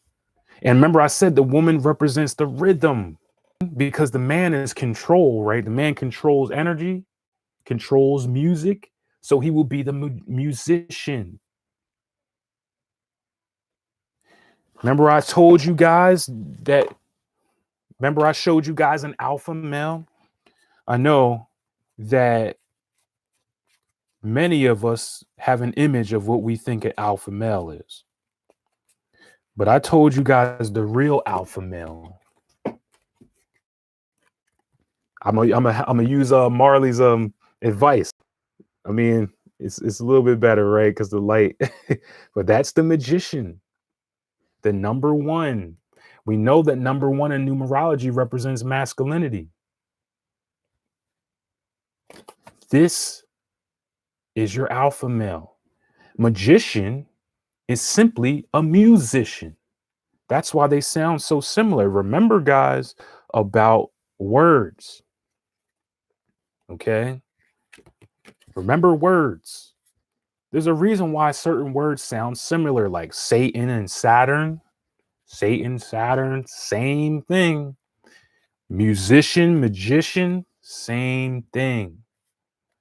Okay? So I'm giving you the secrets of tantra as well. As within, so without. As above, so below. So when you're in a relationship, okay, remember the feminine play is the music, the rhythm, the power, right? And the masculine, because the masculine controls and projects, he is the musician. Okay.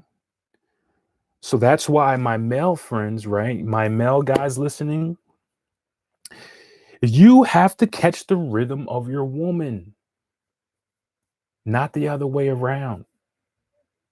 You see what I'm saying? You got to take that ego down. All right.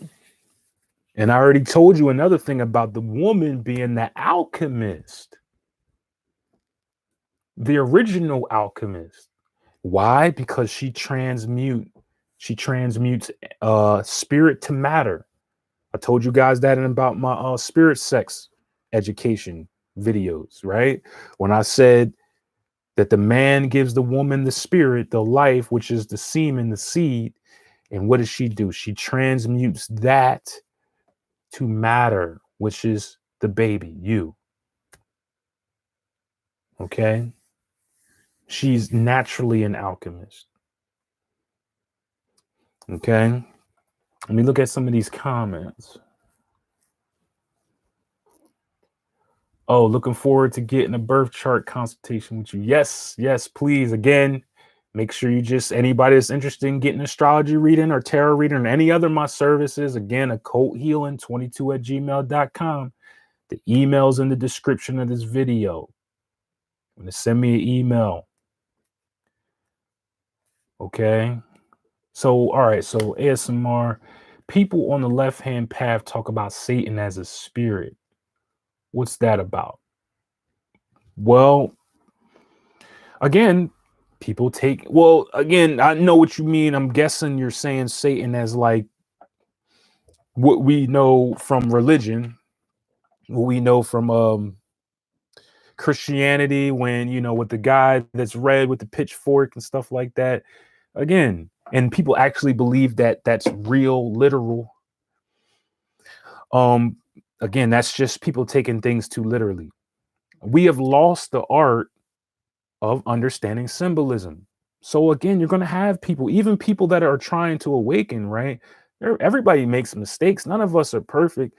We're going to make mistakes on understanding the symbolism as well. I'm not perfect either. I make mistakes all the time. That's why I have a mentor as well. You got to be a mentor. You got to be a teacher and a student at the same time. Again, knowledge is infinite. So you're always going to make the mistakes. So even if you are very knowledgeable, you might still be taking things too literally as well. But the whole term of Satan is just a representation of Saturn. So when they talk about Satan being the fallen angel, because now we got to get into more occult history, guys. Again, bear with me. If you're new to this, it might sound a little out there. Okay. It might sound a little out there, but let's get into why would Satan be a fallen angel? Because here's the thing. Ancient cultures, ancient tribes that still live here today, still write about a time on this earth when Saturn was the sun. Let me check this. Remember, think about the story of Satan. He was the most beautifulest angel, right? He was very bright. He was very beautiful. They were talking about Saturn, when Saturn represented our sun at this time period, I know it's really hard to think about today because we have the sun that we have today, and Saturn's all the way in the back, a fallen angel, all the way to the back, to the bottom. If you look at the zodiac wheel, I know when it comes to personal readings, the zodiac wheel gets turned upside down. But let's look at the real zodiac wheel. Saturn's realm, the winter solstice, which is Saturn's realm, is at the bottom, within darkness. Why do you think Saturn represents the color black? So think about, again, read these stories again, guys. So Saturn is a fallen angel, what we call a fallen angel, because when Saturn was representing our sun before, it was very, very bright. It was beautiful and bright. And then what our ancestors did was create a story. You know, the jealousy of human beings, right? And because of that, God had to strike down. You know, there was this war. Yes, a metaphysical war. Okay. So, and again, this is still something that the tribes say. The tribes in South America and certain tribes within Africa, there, you know, certain tribes still talk about, because what they do is they pass down their stories from generation to generation. They didn't always write things down. That's the misinterpretation here. Yes, Charles, the war, you know, the giants. Yeah, the giants. Giant planets. Of course, there was a planet that was destroyed too, right? What do you think the asteroid belt is? A planet used to be there. Okay, I told you I was going advanced today. I'm getting deep today. But yeah, Charles, the giants. So again, just to reinstate, Saturn was our sun at one point, and Saturn fell. Falling angel. Look at the chart, the zodiac wheel. Saturn fell, because remember, on the zodiac wheel, the sun is up here. And mind you, in personal readings, they switch it from bottom to top. But the zodiac wheel itself, the Tropic of Cancer is up here, where the sun is at. So the summer solstice is up here, right? That's where Saturn used to be at. Saturn fell, became a fallen angel. Why do you think for a personal reading they trip it upside down again? And now you have dang, what's it called? Your 10th house. Your 10th house is at the top of the chart now for a personal reading. I know it might sound confusing, but this is why they call it a fallen angel. So now Satan belongs to the underworld, the winter solstice, where it's cold, where it's dark. You see what I'm saying? Fallen angel.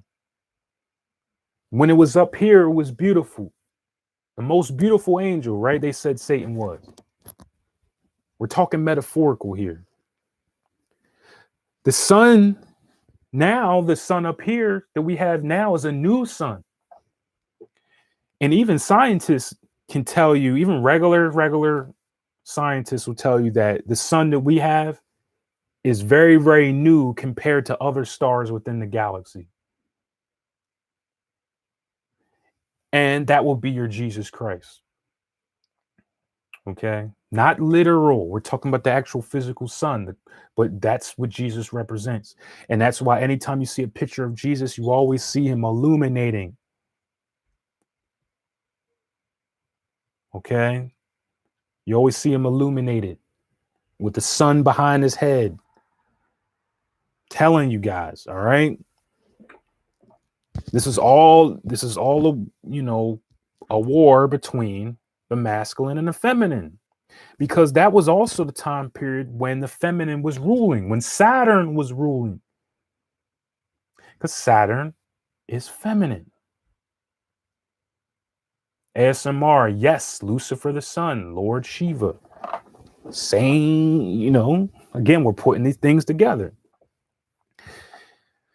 But yeah, Saturn is feminine. So Saturn's color is black, and the sun's color is white. That's the yin and yang symbol. You see what I'm saying? That's the yin and yang symbol. Saturn and the sun. That's what it represents. Okay. So back to, again, navigating this matrix. Like I said, the reason why you need those tarot card readings, well, the reason why you would get them is because you might not be good at understanding symbolism. So like I said, if you know your astrology chart, you have certain points that are strong for you. That's your connect the dots. You connect the dots. You've got an astrology reading from me, and I'm telling you, I'm giving it to you. I'm saying, oh man, your chart keeps saying this, your chart keeps coming back to this point. I'm telling you guys that your chart keeps coming back to this point, or it keeps saying this, or it keeps saying that. Okay. And then your daily guidance are the cards. So I'm gonna take another break while I look at some of these comments. Okay. So I'm gonna answer some of your comments again.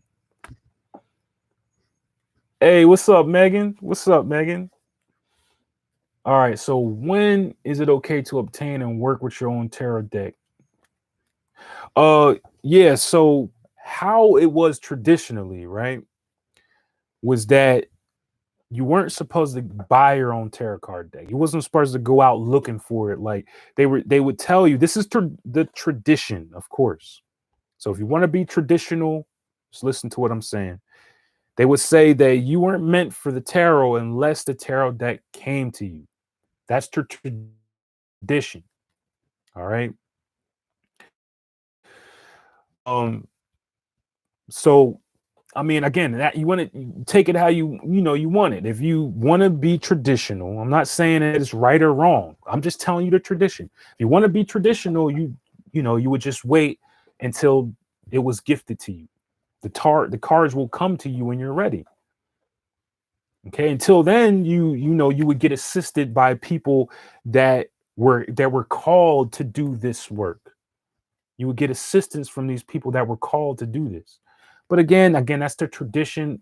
If you want to believe it, if you don't want to believe it, that's fine. You can buy your own tarot deck. Again, it's up to you. So hopefully that answers your question. So what about spirit sigils? ASMR, give me a little bit more on that. What do you mean? Like, what about them? Okay. Let me see.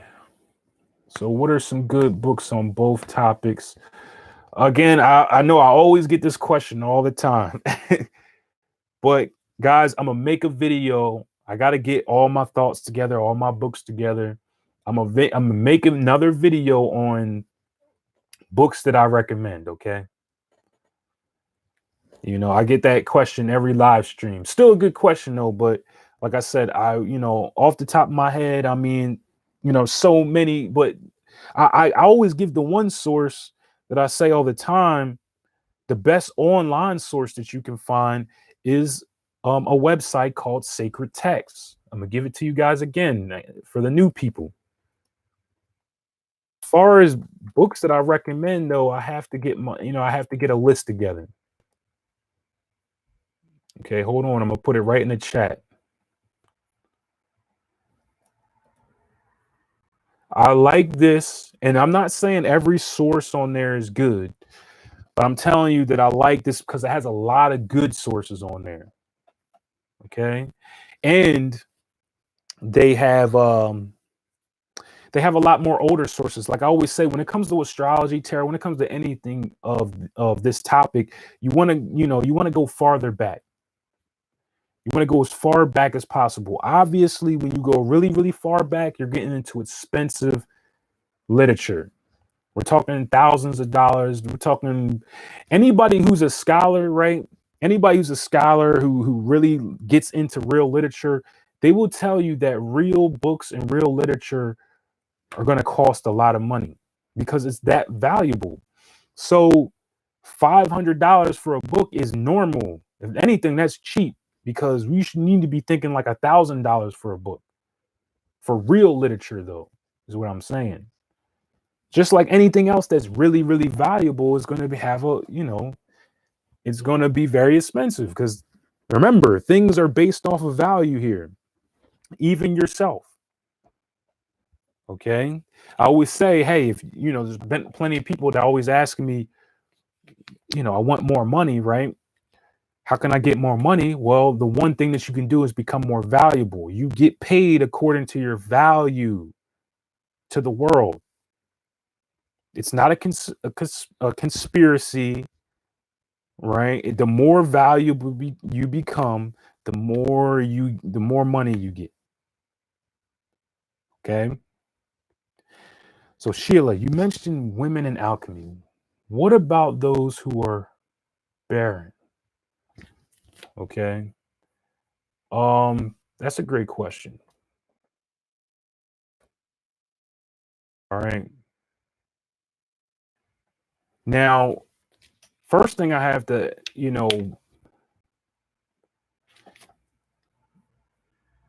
I gotta understand because I can interpret this in a couple different ways. So what I want you to make it, what I want you to make it known is what do you mean by barren? Because like I said, I can take this in like 3 different ways. So I want to know exactly what you mean, Sheila. So please explain to me what exactly do you mean by barren? Because like I said, there's a couple different ways I want to go depending on, where you're going with it. All right, let me get all these tabs out of here. From when I was looking for that website. They can't kids.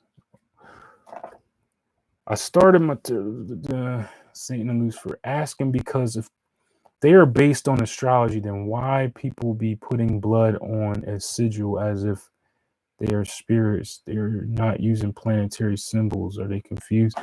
I'm not sure why they do that. They're talking about the archetype though. Okay. They're talking about the archetype. But I mean, I don't understand why certain people, again, you got to remember that there's all these false teachings all over the place, like, so I don't know why either. I don't know why half of the stuff is being spoken on when it comes to all these topics. It beats me. Okay. Oh, so you're saying, oh, I didn't even know you were going over there, Sheila. So you're saying if they can't have kids, that doesn't matter. You're still an alchemist, you know what I mean? Like, because you represent the feminine. You see what I mean? So even if you don't have physical kids or whatever, you so-called can't have physical kids because there's a way, again, if you get with a real holistic doctor, trust me, you can have children with no medication, no stupid stuff like that, no medication. You can get pregnant, trust me. Unless it's like a real physical issue, like something happened with your sexual organs or something like that. But even you could still get that reversed in some way. But yeah, you're still an alchemist. That doesn't take the fact that you're a woman, it doesn't take away the fact that you're a woman. Okay. So you still represent alchemy.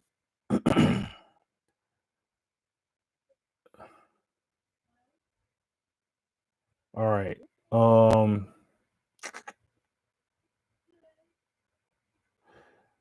Yeah.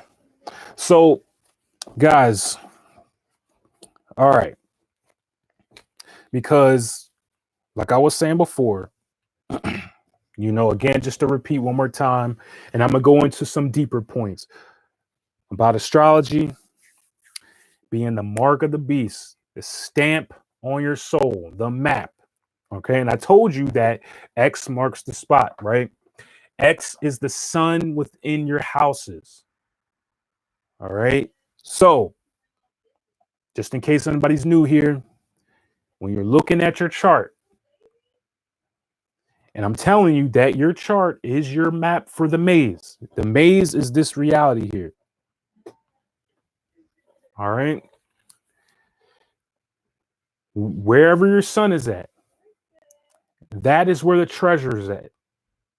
You see what I'm saying? So think about the people that know their astrology chart. Think about where your sun is located in your chart,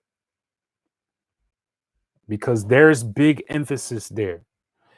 But mind you, all planets are important, right? All the planets are important for a specific reason. But I'm really talking about something else. But you also have to look at Saturn. If I just told you that the sun plays a key role, right? The masculine, that means I must have to talk about the opposite, right? You can't just bring up the masculine. Remember, I told you how you can't like one thing but then dislike another. So you can't say I love pleasure but I hate pain. It's because it's the same coin but different sides of the coin. It's the same thing with any relationship. The relationship between the sun and Saturn. So the sun, right, in your chart, right, if X marks the spot, then that means you got to look at the opposite, because the sun is going to show you all the tribulations, all the lessons that you're going to have to go through to get there. It's showing you your journey right there.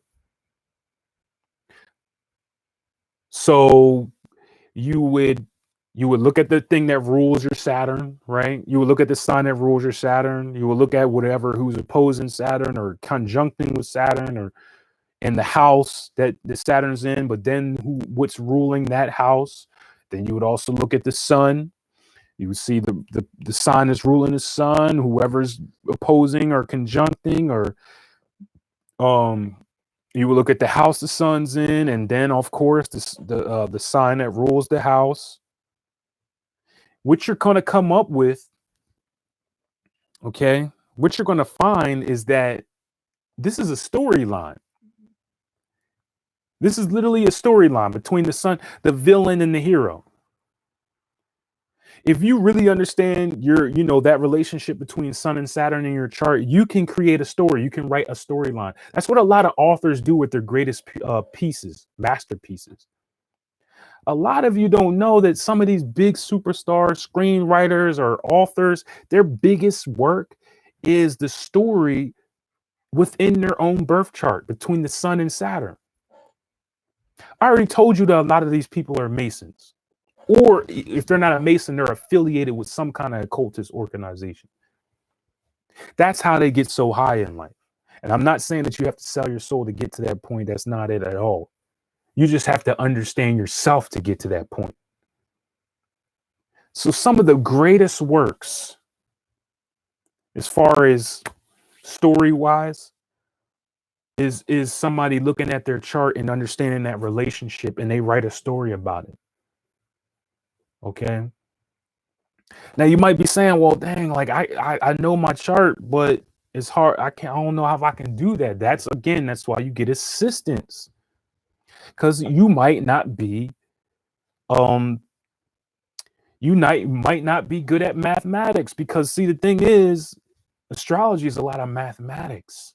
That's why it's masculine. Mathematics is masculine. If you didn't know, it's mathematics. This is how you come up with the rulerships besides the North and the South Node. I just personally consider the North and South Node to be rulerships as well. Depends, some astrologers don't. But the other rulerships, when you got to find your ruling sign and your ruling planet, your ruling mode, and your ruling element, this takes mathematics. That's why a lot of astrologers don't do them, because they're too lazy. And if they do them, they're probably want to charge you like $1,000. So anybody that's got an astrology reading, not from me, right? Anybody that's got an astrology reading from somebody else, I can guarantee you they didn't calculate your rulerships because it's too much work. So you got to think about it. If you're trying to do a whole bunch of readings for people, but you're trying to get money quickly, you're not going to want to put in all that work because most people don't know about it anyway. It's not a popular term. Half the time when I say rulership, somebody talks about the sign, the planet that rules their sun sign. They'll be like, well, I'm a Taurus, so that means my ruling planet must be Venus, right? And I'm like, no. Not saying that it couldn't be Venus, but you would never know. It's not your sun sign.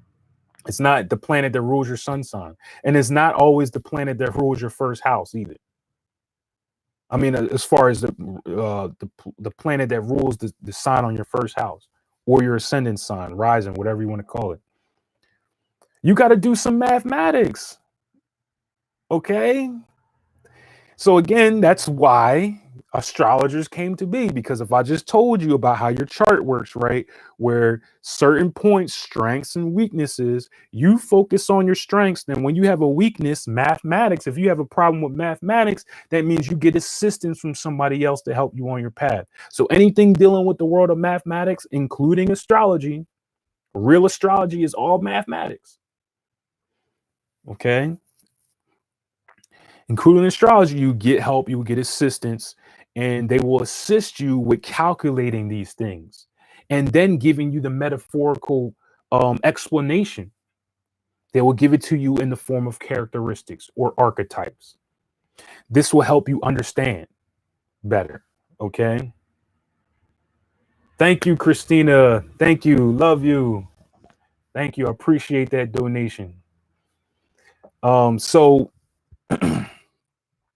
again, you would you would get assistance for getting that calculation. Okay.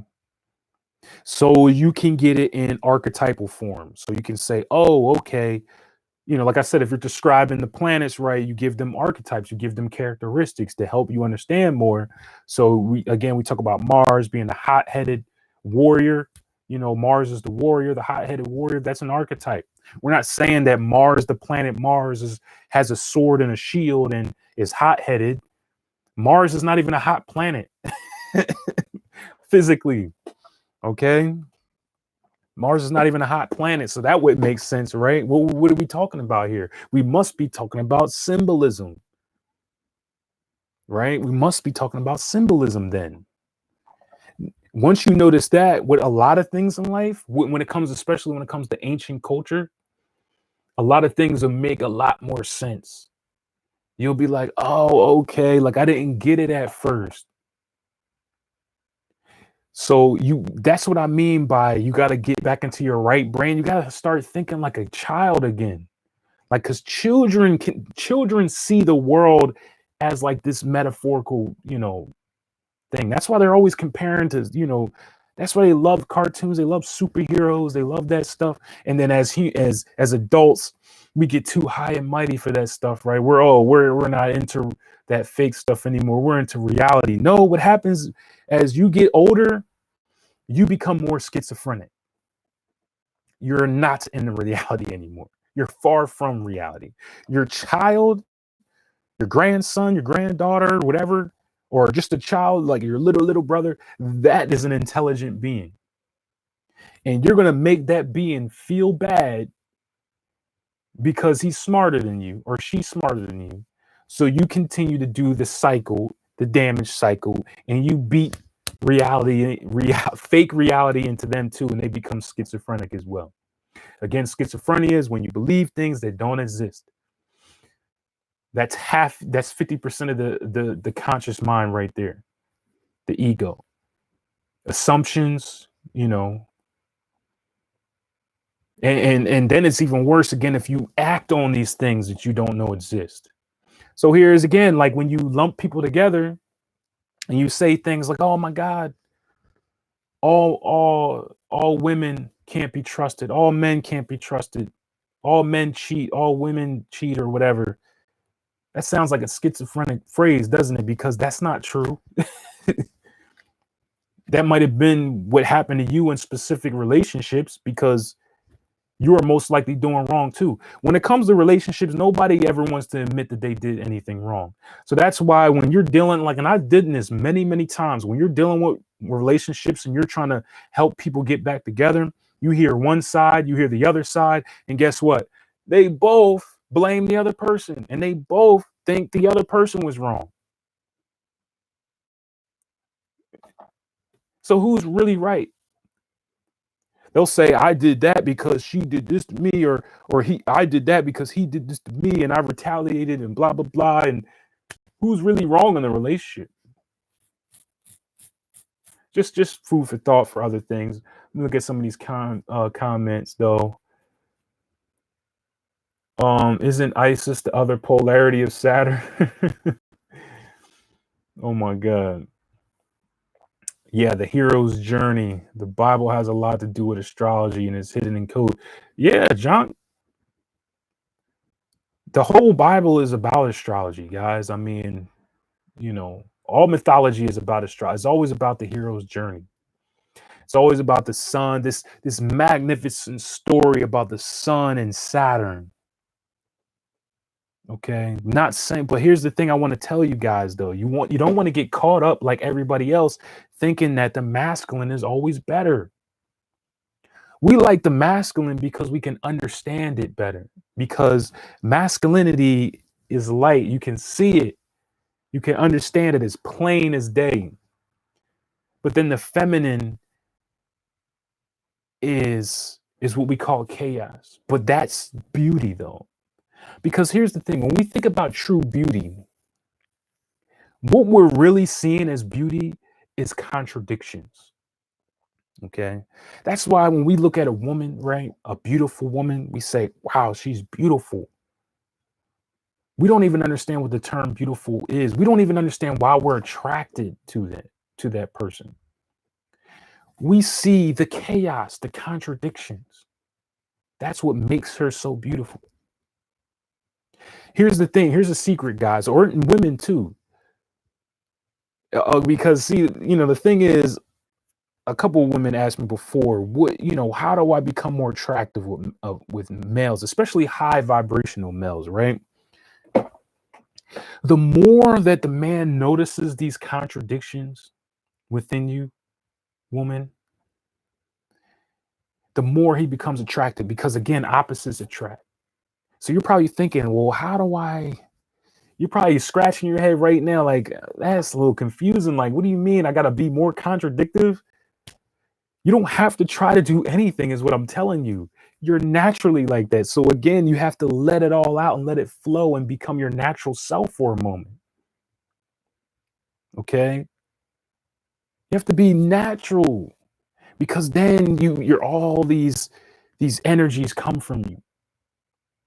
Like the man will become confused. See, men don't even understand. A lot of the first attraction is when a man becomes confused with the woman. He becomes logically confused. He's like, I don't get it. I don't understand. Like, I just don't understand. It doesn't make logical sense. And he starts to crave her because she does. It's because she represents freedom from the mind. She frees him from his logical mind. It's a sense of freedom. And then, so that's why he craves you in that way of he's able to get away from that, just even if it's just for a moment. You see what I'm saying? You're like that normally. But again, because of society, they've persuaded you to start acting like more masculine. Because again, like I said, in order to have a job, in order to go to school, you got to start acting masculine. You got to be really still. You got to keep control of your emotions. You got to stay as straightforward as possible. Masculinity. You see, masculinity, like a robot. You got to, you know what I mean? Like, even with your emotions, you're, that robot thing. All right. So, but I'm just giving you little hints. But yeah, it works both ways. Because again, because the man has come accustomed to expecting everything to be straightforward. All right, you can't force everything to be straightforward. it's not natural. Okay, let me look at some of these comments though. Caleb, your Saturn sign is what determines what characteristics you should apply in your lifestyle to help yourself. Well, your Saturn, again, it shows you a lot of the lessons, a lot of the, a lot of the lessons that you're going to need to know in life. I mean, it shows you so much more, but I'm just trying to get strictly to your question. But again, the Saturn shows you a lot of the lessons you'll have to learn. Okay. It gives you a glimpse of your whole entire contract. Remember, I told you Saturn's created the contract for you. Okay. Saturn created the contract for you. So, of course, Saturn itself, when you calculate everything, it's going to show you, all right, what's the glimpse of this contract? And that's going to include the lessons and everything that you need to overcome, of course. But that's a whole long session. Again, another reason why, like, people that had an astrology reading with me, I give you certain things, but then at the end, I always give you an option and say, hey, we could do a follow-up reading so we can focus on certain things. Because, hey, you could say you want to do astrology reading, a follow-up astrology reading, focusing on what Saturn means for you. And then I would get into all those topics about the contract and all that stuff. But again, there's so many things you can do within your chart. That's why when you get an astrology reading with me first, I give you the MP3 with just, the fundamentals, the basic core concepts. You see?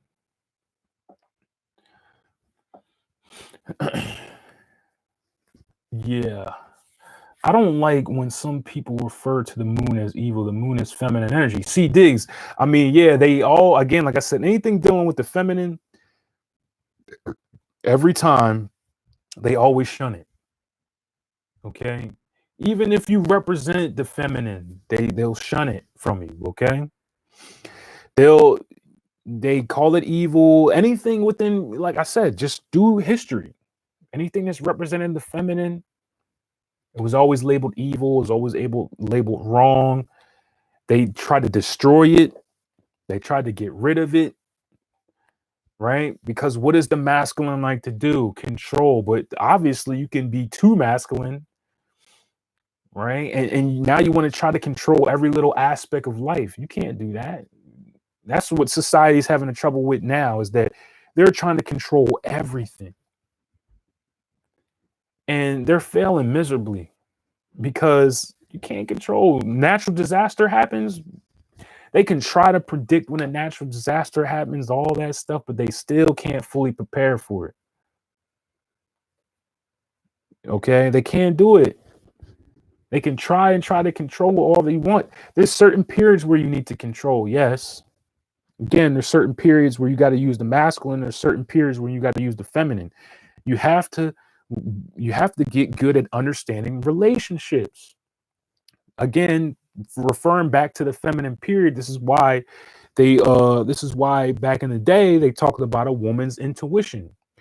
When they came up with this term, a woman's intuition, this is before women were tainted by society, because they were the only ones left that weren't tainted by society at this point, because they stayed in the house, they didn't go to work, they didn't go to school. That's where you get tainted at. You get tainted in school and at work. Okay? So again, remember, women weren't going to school at work at one point in time, again, because they were being oppressed by the masculine. But little did they know that was working in the favor, because the woman was still a gold nugget. She still had the intuition. They came back home, and the woman was just dropping all this science on them, like, hey, you shouldn't hang with them. You should do this. You should do that. I just feel it. And the guy is like, where'd you get this information from? I just felt it. I just feel like you should do this, and I feel like you should do that. And then he would do it. Next thing you know, he becomes large in society. And then when he's giving his speech, he's like, yo, I want to thank my wife, because she was my backbone. She, without her, I would have never been here. That's because she still had that intuition. She just felt things. When she got indoctrinated along with the man, that means she went to school, she started going to work. Now she became the robot as well. And now we have a strong dynamic between the man and the woman butting heads because they're both trying to represent the masculine now. You see what I'm saying? So what happens when two masculine characters come together? They do this. No, because another thing about the feminine is the feminine would bend. It's like water. The relationship between the rock and the river. The river flows around the river flows around the rock, the stone. The masculine represents the stone, and the woman represented that water flowing around the stone. That's another dance again. Okay, and you can see this within the sexual relationships as well. That's why the man gets hard, rock, sexuality, right? The man gets hard and the woman gets wet. She starts producing fluids and it creates that water around the stone. Okay, the water around the stone. She's dancing around the stone. You see what I'm saying? So, but now, I mean, well, again, that's how sex still works, right? But I'm talking about metaphorically now is that, of course, what we have is this going on. Because nobody wants to bend. Nobody wants to be fluid today. What when you're a masculine character, you're stuck in your own perception of reality. You say, I need to get what I want. So what happens in relationships today is that one person saying, I need what I want, and the other person saying, I need what I want. There's no bending happening. See what I mean? I'm just giving you all aspects of the masculine and feminine. Saturn, the sun. All right. Dream diary is revealing things to me. Yeah, it's powerful, isn't it? Peace, yeah. Oh, I didn't even see how many. Yeah, peace, yeah. Okay.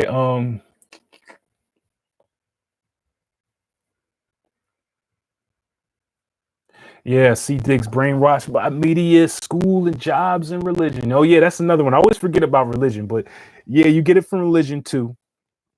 Again, your jobs, school, religion. Quarantine's a gift. Quarantine is a gift. Okay. All right. Okay. So, like I said, the relationship between Saturn and the sun in your chart represents a story. And it's a magnificent story, by the way. But it takes time to understand the mathematics behind it. Okay. So again, like I said, you use this in the same relationship with the tarot. The tarot, let me break down some of these spreads. Because remember, I told you the tarot, the major arcana, represents every single one of the Hebrew letters. Now you're probably thinking, well, what about the minor arcana? Okay. Well, the minor arcana was created later to help create relationships between the major arcana. So again, this is masonry at work here. So the major arcana was created by, the minor arcana was created by a group of masons to help, because again, even though they were created as cards, as images, of course they weren't cards like this yet, but they were created as images, and they were in a lot of older texts. Okay, they were images. And some of the Kabbalists and stuff, again, people that were representing Kabbalah, who created the Kabbalah, they were still getting confused. So what the teachers at the time, again, the awakening ones at the time, the leaders, the shepherds, what they were doing, they tried to create a system to help out the people that are not understanding it better. And understanding it anymore. So what they did was created the minor arcana. And the minor arcana represents the relationships between the cards that are called the major arcana. Now, when you put all these things together, okay, this is how you create messages for the beings that are always around you. Like I said, every single one of us has spirits around us, but they don't communicate with you verbally. Why wouldn't they communicate with you verbally? That's because you, again, like I said, information that comes to you verbally, technically, most of the time goes in one ear and out the other. You don't absorb information verbally too well. That's why you have to write things down. That's why you have to study for a test and stuff like that, because it doesn't sink in. Now, what happens when you watch a movie? It automatically sinks in, doesn't it? Like you automatically get it. You understand it. If you watch the movie from the beginning to the end, you could go around telling anybody about it. You don't have to study and remember it and try to remember it for days and days and days and days, right? You don't have to do that.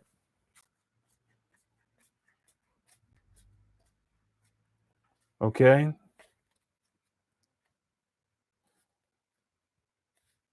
I don't understand what's going. Hold on. Now, what you do, like I told you, if I told you that the major arcana represents the Hebrew letters, so think about the letters of the English language.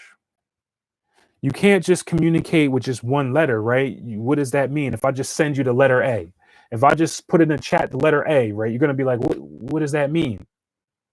But if I put APPLE, you'll be like, oh, apple, like the apple you eat, or the rotten apple in New York, right?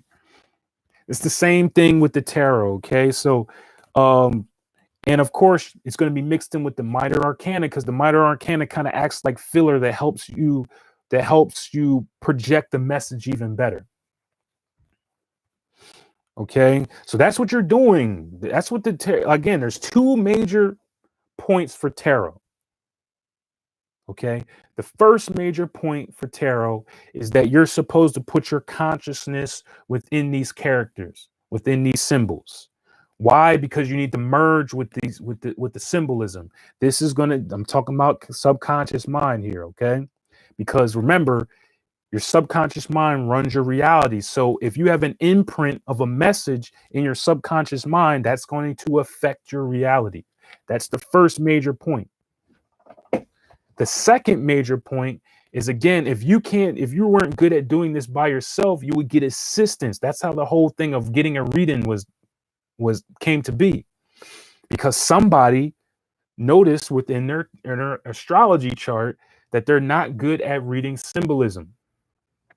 So they said, all right, I'm going to need somebody who really is good at reading symbolism. They would ask around, depending on, somebody's chart reading. Again, back way back in the time periods, way back, everybody did things according to their astrology chart. Your name was even according to your astrology chart. And Native Americans held on to this concept for a long period of time. And that's why they had certain names of animals. All right, because the animal archetype would represent the energy that came from the mathematics in the astrology chart. Okay. But again, long ago, they would read your chart in the Bible. Again, I keep referencing the Bible. In the Bible, how did the wise men know that Jesus was being born? Matter of fact, how did anybody know that Jesus was being born? Again, this is metaphorical, but I'm just giving you the gold nuggets here. Astrology. That's how they knew that he was going to be born. And again, I'm talking metaphorically, but again, there's a reason why it was written that way. There's a double meaning. Okay. So way back in that time period, everybody did things according to their astrology chart. This all changed in the first century. This all changed in the first century. Okay. Why did that change in the first century? That's because that is the time period when everything feminine had to go.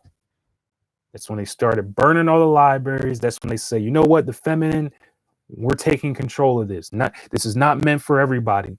We're not going to let anybody just get into this stuff. We're going to, anybody that doesn't practice under our umbrella is going to be killed and destroyed. So what they did was anybody see the movie State Property? Again, I'm from Philly, so I know State Property, the movie. When Beanie Siegel was going around telling everybody, you better get down or lay down. That's exactly what the Christian church was doing. They say, you better get down or lay down. And all the people that didn't want to get down wind up laying down. Y'all laughing at me. It's the truth, though. They said the Christian church was some gangsters, man. They said, if you don't want to do under our umbrella, you're going to have to lay down. And there's a lot of people that had to die during those time periods. Still today. That's the whole reason why we have secret societies today, guys. I tell you all the time. That's the whole reason why things had to become secret. Because they had to, or they were going to get killed by the Christian church. The secret societies are not the evil ones, guys. Okay? They had to go into hiding. Yeah, women were killed.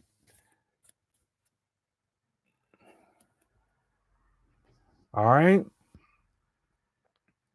That first century changed everything. That's the whole birth of this new society that we have today that is not going to change because the awakened ones don't want to take their seat back.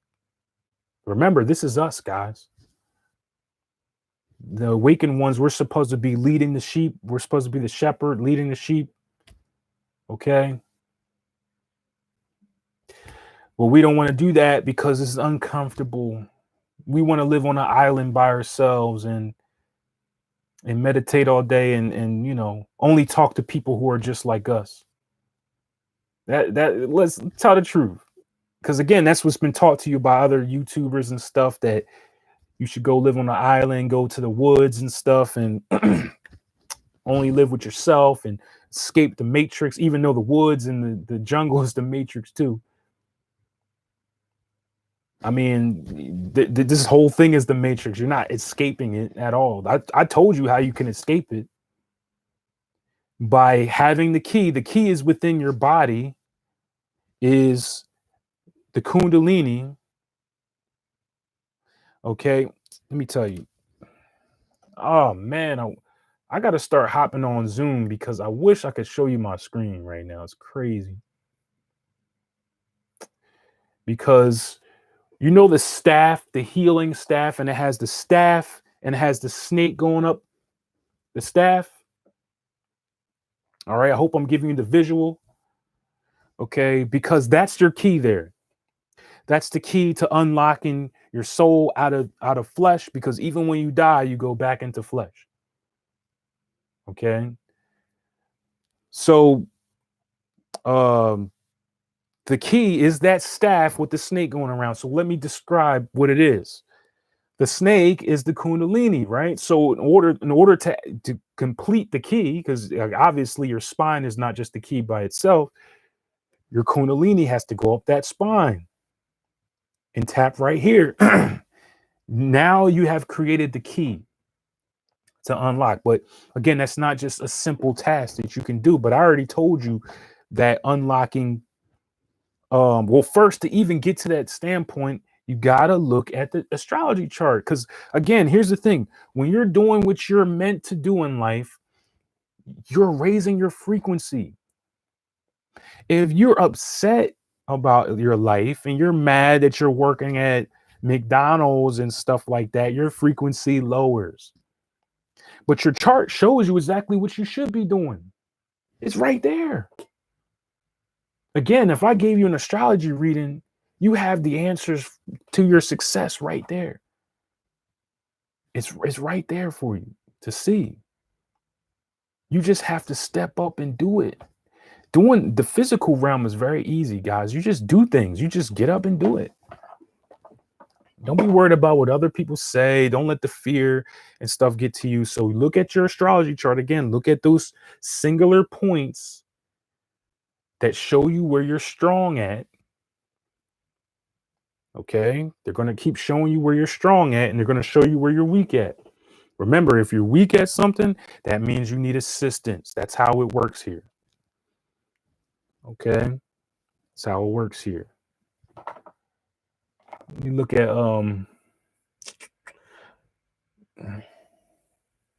okay, so I know I'm going all the way up.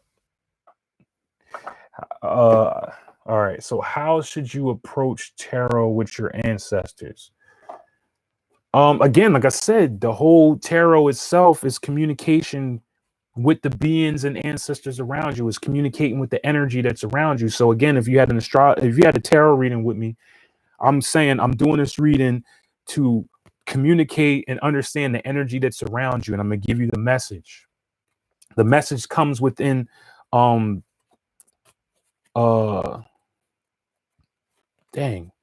spreads. The message comes through the spread. All right. So that's why I would do certain spreads, like I would do a planetary spread, or I would do a numerology spread. If you had a tarot reading with me, you understand what I mean.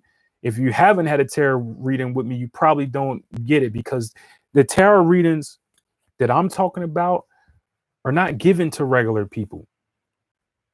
Okay. That's why you never heard of a planetary spread before, because these are the readings that initiates get into whatever. If they're in an organization, or if they're a Mason or something like that, they get real spread readings, not Celtic crosses and other little dumb things that are made up by random people.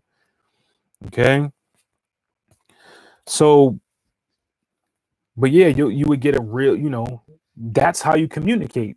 To understand it though, but you have to understand the symbolism. Again, the whole reason why you get a tarot reader is because the tarot reader is supposed to understand symbolism better.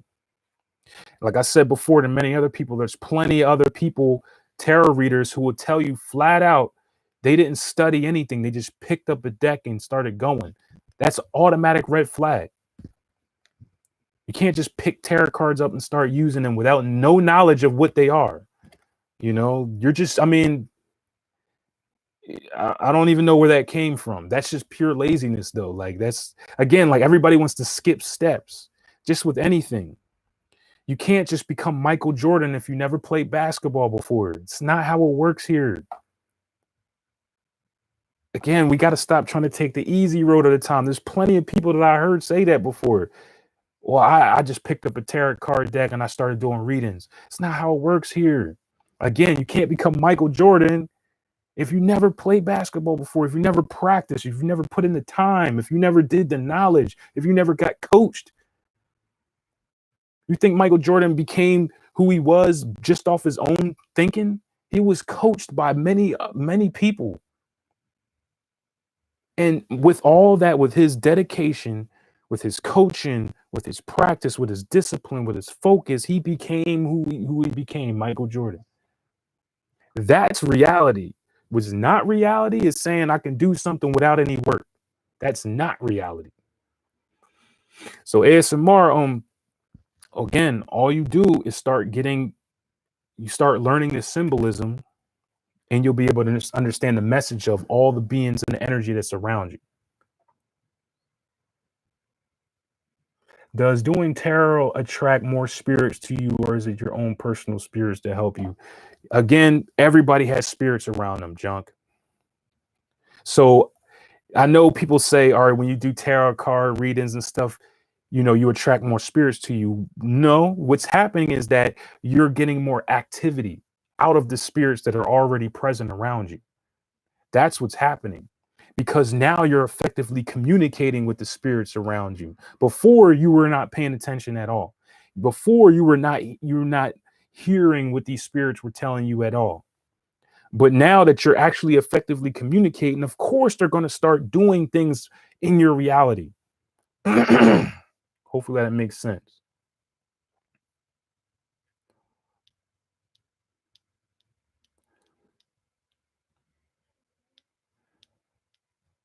Do you read sidereal astrology or 13 signs astrology charts? There is no such thing as a 13 signs astrology chart. Okay. It doesn't make sense. If you bring the number 13 into astrology, you're going to have to bring it. You're going to have to bring the other, uh, you're going to have to bring the other signs into it. Okay. That's why, I mean, again, this is well known in the astrology community, but I know there was one person.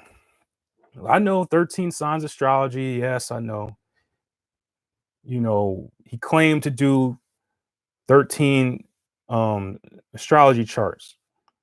That's why he was debunked by the whole community right away, because and he got away with it. I hate bringing up names like that, but since you asked the question, I got to tell you that it's fake, man. Like, again, I'm talking to you guys. I'm talking to my real people here. There's no such thing as a 13 sign astrology chart reading. There is a 13th sign, but there's a 14th sign, there's a 15th sign.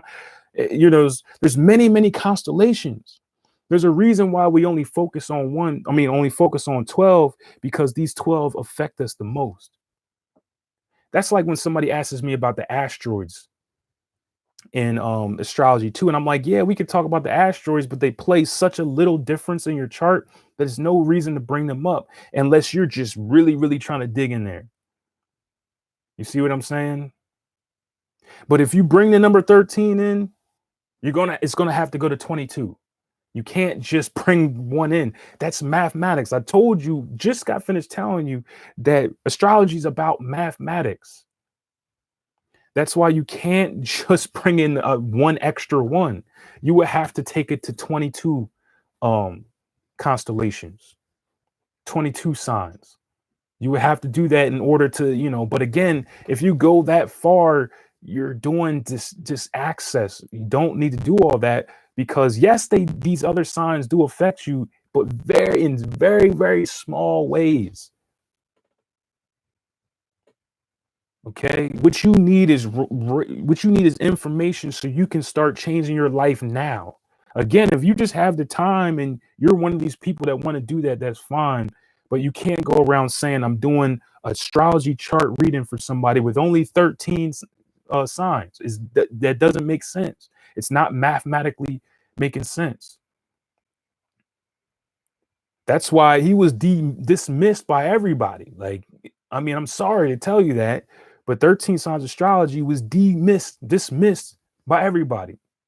And that's why he's in the position that he's in now. Okay? Because he was lying to too many people, and he was scamming people out of products. Again, that's a whole nother story, though. I don't want to shoot him all the way down, but I'm going to tell you the real. I mean, everybody knew this in our community. I mean, it's just common sense. But again, if you don't know astrology, you would fall for that, though. So I understand why. Like, if you're not like, if you didn't study any astrology and you hear this new person that says, "Hey, I'm doing something different. I'm doing 13 signs." Well, where are the other ones? Got to go to 22. You have to go to 22. You can't just have a 13. Now, as far as sidereal astrology, okay, that's a different story. This is a different story. Because sidereal, all right, because obviously we have sidereal astrology, we have tropical astrology, right? This is going to go back to my main point of people taking things too literally. Now, remember, tropical astrology is the oldest astrology. Okay, so this is the astrology that ancient, Egyptians, ancient Sumerians, all like any kind of ancient tribes that you can think of, all those ancient cultures, they followed tropical astrology. Okay. Why? Because now the one thing that sidereal astrologers and regular scientists say about tropical astrology, they'll say these things. They'll say, wait a minute, they're judging off the planets, right? But they're not in the correct positions.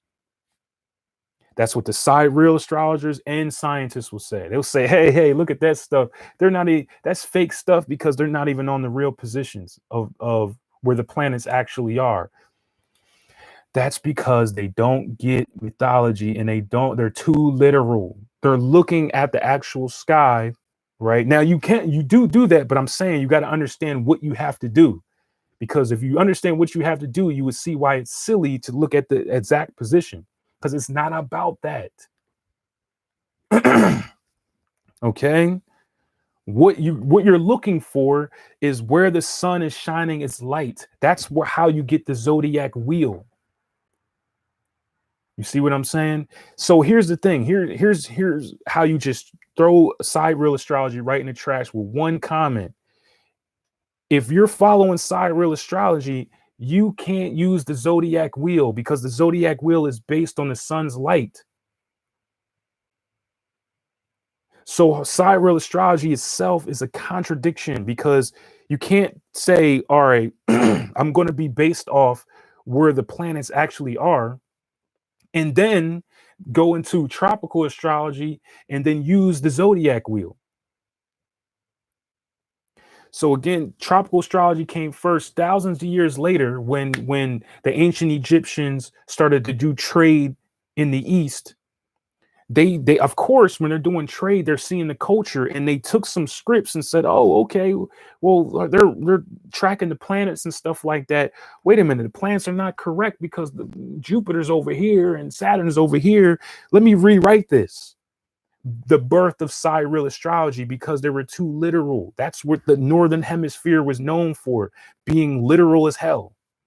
That's when they took scripts from down there, brought it up here, and now they started believing in physical gods and physical people like Jesus Christ and Buddha walking around. It's because they took the scripts from trading. They're trading. Remember, they're trading. They're visiting these other cultures. They're going down there. They're reading the scripts, and they're like, oh, and they're interpreting them themselves instead of getting coached or mentored by somebody who wrote the script. So they took it back to their homeland. They all started interpreting it in their way and said, look, there's Jupiter right there. So we have to, show Jupiter right there. Not even knowing the whole story, which is about the sun's rays. Okay.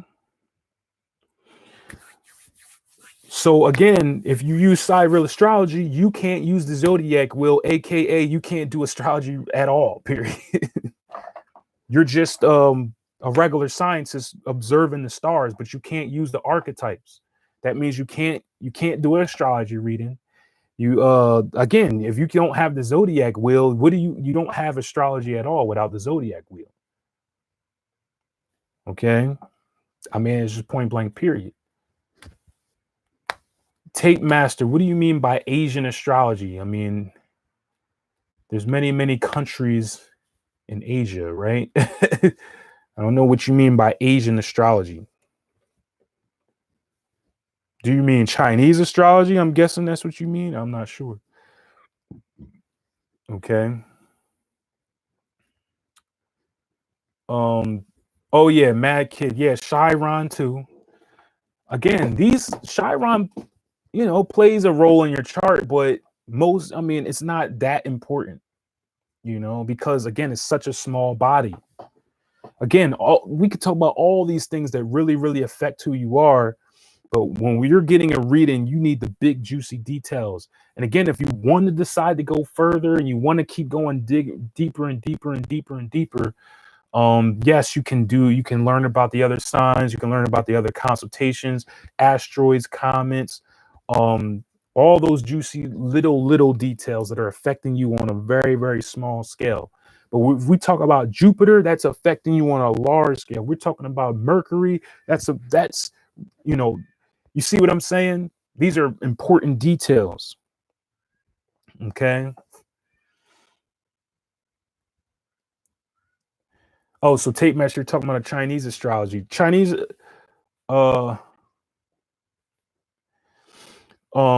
Chinese astrology, again, it's see, I like Chinese astrology because the thing about the Chinese, right?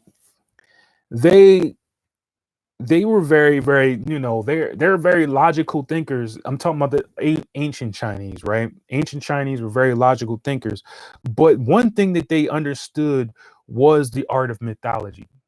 See, they weren't like a lot of northern countries, like they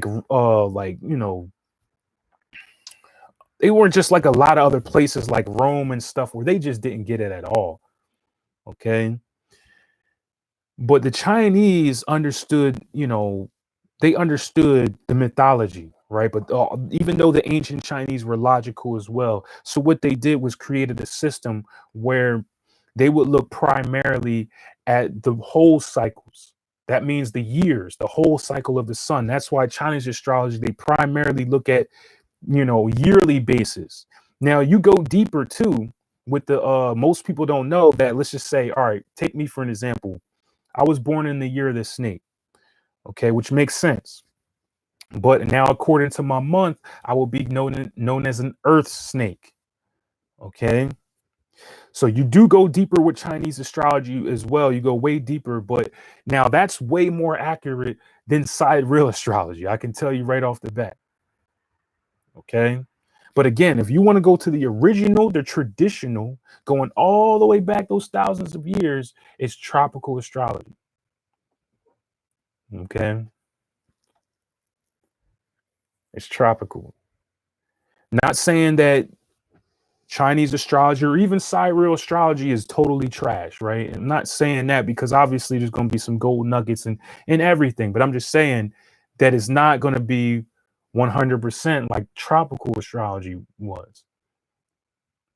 All right, remember when different cultures, when something becomes a different culture, right? They're going to add their own spin onto it. That's like with anything. Okay, they're going to add their own spin onto it because everybody perceives things differently. But again, if you're looking for the traditional, the original, that's where it is. You can still study sidereal astrology. You can study Chinese astrology. Just understand what you're reading and understand what you're studying. I would say read them all, because even I still study certain things from ancient Sanskrit as well when it comes to sidereal astrology, Vedic astrology, and then of course I study Chinese astrology as well. But again, you want to understand. I just want to make sure you get the whole picture. Again, you want to get the whole picture so you just totally understand. All right, Junk. Peace out, brother. Shout out to everybody in the live stream, Tape Master, Junk, Charles, ASMR, Ray. What's up, Ray? Yeah, Mad King. I said Mad King, Mad Kid. Shout out to every one of you guys. You guys are definitely participating. I love it. Coach XR, C Diggs, man. Shout out to all of you guys. I got love for everybody. So hopefully that makes sense to you guys. Okay. So I want to make, I want to make some solid points here. Because like I said, when it comes to tarot, two main points of understanding tarot. The first main point is that the major arcana cards, anyway, specifically, these are the cards you put your consciousness within the card.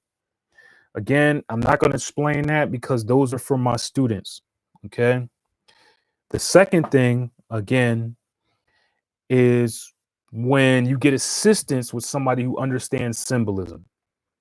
And that's what you call a reading. And the individual is supposed to, again, this is not a future telling thing. That came within the 1400s. I told you so many things happened in the 1400s. But that's when it became like it's future telling, and they was making fun of it. They're making fun of this real science because people started just doing whatever with it. Just like how they're making fun of it now, because everybody is they're just talking. All right. This is not a future telling thing. You can't tell the future. Here's the thing. If you told somebody their future, because I want to clear this up, there are people that are psychic and can and know the future, right? That's factual evidence. But anybody who is wise enough to have that ability, right? If you ever noticed, even in like in movies and stuff like that, like the wise individual, they would never explain anything literal or direct to the student. Why would that be? Why wouldn't they give direct information to their student? They would always say something in a metaphor for them to find out themselves. This is because it's a simple common sense, guys. If I told you what's going to happen next week, now you're aware of it and you're going to expect it and you're going to change the future. Going to change it. Okay? That's simple. That's simple common sense, guys. So if somebody told you the future, now you're aware of it. Now you're going to change your behavior because you would act differently if you didn't know what happened, and then the course would actually happen. Now, if you're expecting it, you're aware of it now, and now you didn't change the future. Simple, right? So that's why when you get a reading, there's no such thing as somebody telling you the future. What they're supposed to do is analyze the energy that's present around you. What they're doing is analyzing the messages from your beings, or aka your spirit guides that are around you. You see what I'm saying? That's what the tarot reading is for. So you won't be able to get a super definite answer, even though we can, as a logical person, right? Because of course we look at the message through the feminine. So let's just say you got a reading with me. I would analyze the message with my intuitive mind, right? So I will look at the symbolism, and then I would use the masculine to interpretate that to you and say, all right, well, maybe we can say this or this and this, because what the energy is saying is you're moving this way. Well, because of this happened and because of that happened, you're using the masculine and feminine together. You see what I'm saying? That's how you effectively do this. So again, my main point, I'm probably going to do a part 2 to this too, because there's so much more I want to say, but I want to explain the main points. Main points with tarot. Again, the original point is for you to put your consciousness within the card. The second point is the tarot reader, all right, is going to analyze the messages from your spirit guides or your energy around you in that time period. The tarot card readings represent your guidance throughout the maze of tricks, the matrix. Okay. All right. Your map within the maze is your astrology chart. Okay.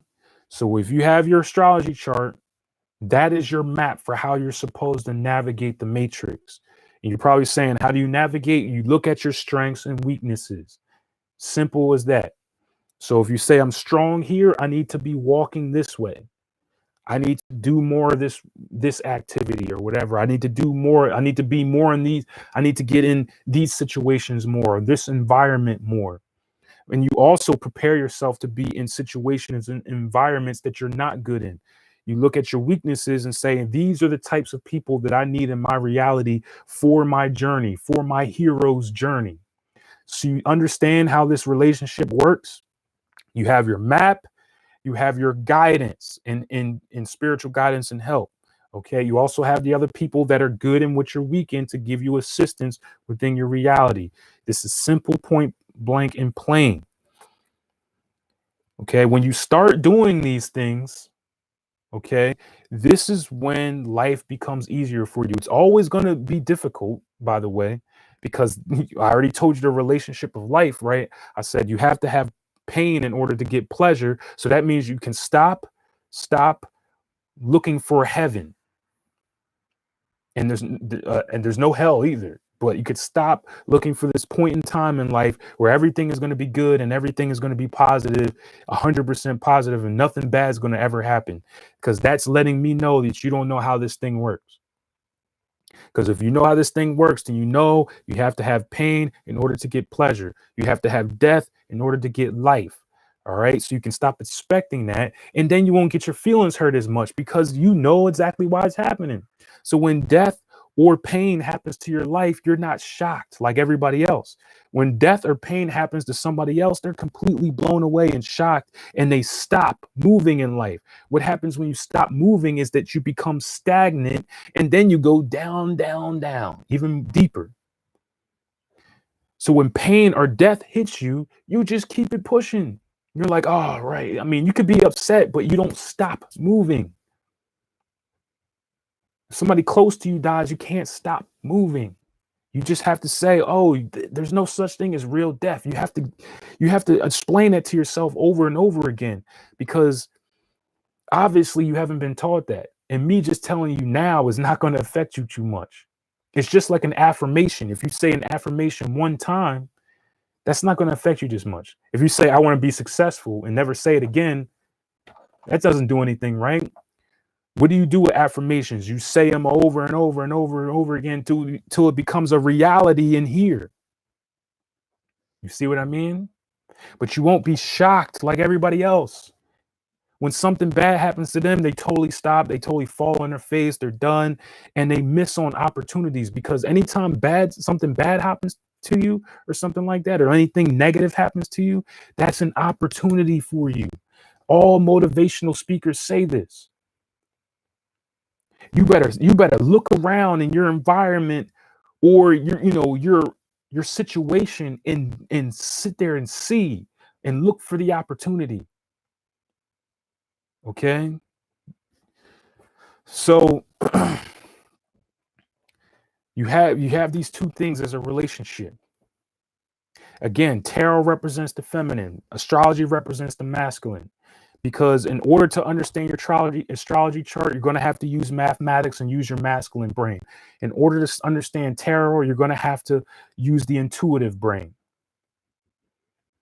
Okay, and you use these things together along with everything else in the middle, which is like numerology, sacred geometry, alchemy, so on and so forth. These are all things that connect these two.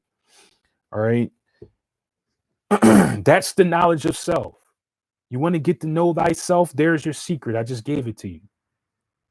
Now, of course, you can learn thyself by yourself as well, and I suggest you do that, but that takes a lot of time.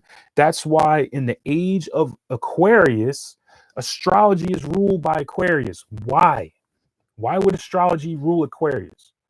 I mean, why would Aquarius rule astrology?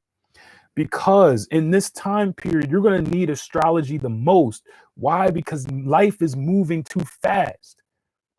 It's not like in older times we had a lot of spare time for you to sit and meditate all day and get to know and study yourself. You still need to do that, though. You need to meditate. You need to write in a diary and all that stuff. But astrology gives you a shortcut way. And it doesn't bring you bad karma like the shortcuts that give you bad karma. Okay? I'm just helping you understand that. All right, let me look at some of these comments. Shout out to everybody listening right now. You already know. Hey, yo, coach, my North Node is in Aquarius too. All right, so let's see. Oh, thank you, John. Yeah, thank you. I appreciate that. Speaking on their subconscious mind so that it can change, prepare correctly. Yes, Charles. I know I'm late with some of these comments.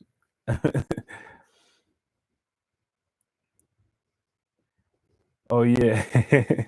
All right. So yeah, anybody, all in all, if you came in here late and you missed the session, remember when it's over, you can rewind it and go back from the beginning. We dropped a lot of good information here, a lot of powerful points that is not given out.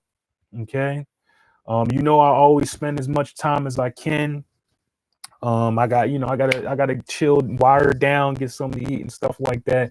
But if you want an astrology reading, tarot reading, numerology reading, if you want to learn how to make money from home, still got the make money from home session for those. I mean, that's a perfect time right now. The money spell, I still have that. That's a perfect time to use that right now. Any of my other services, remember, occulthealing22@gmail.com. The email's in the description of this video. So again, for anybody that doesn't see it, I'll put the email in here for you. If you need a reading or any of my other services, or you just want to know all my services and the prices, you can contact me. Yeah, occulthealing22@gmail.com. Thank you. Shout out to everybody here. Nicole, Coach, Eric, everybody, Junk, Queen, C Diggs, everybody. Much love. Make sure you're keeping this energy high, okay? Make sure you're keeping your energy high at this time period. Don't let all this fear stop you. Don't let all these people, keep you in fear. Continue to work on your path. Find your purpose, okay?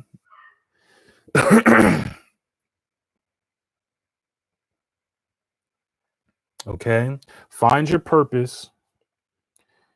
Continue to well, I mean, again, you're most likely probably spending time with family, so make sure you're spending time with your family. Make sure you're keeping your vibration high. I'm already losing my voice. But other than that, again, like I said, if you want to contact me at occulthealing22@gmail.com, the email's in the description of this video. Remember, guys, if you have a movement, you have a brand, you have a business, whatever it is, if you're doing something, if you're trying to create something, please send me an email. What I'll do is I'll promote it to the people, because that's what this is about. We need to start supporting each other. You need to, if you have a business, I want to buy from your business just like you will buy from my business, and anybody else within our community, anything else within our community.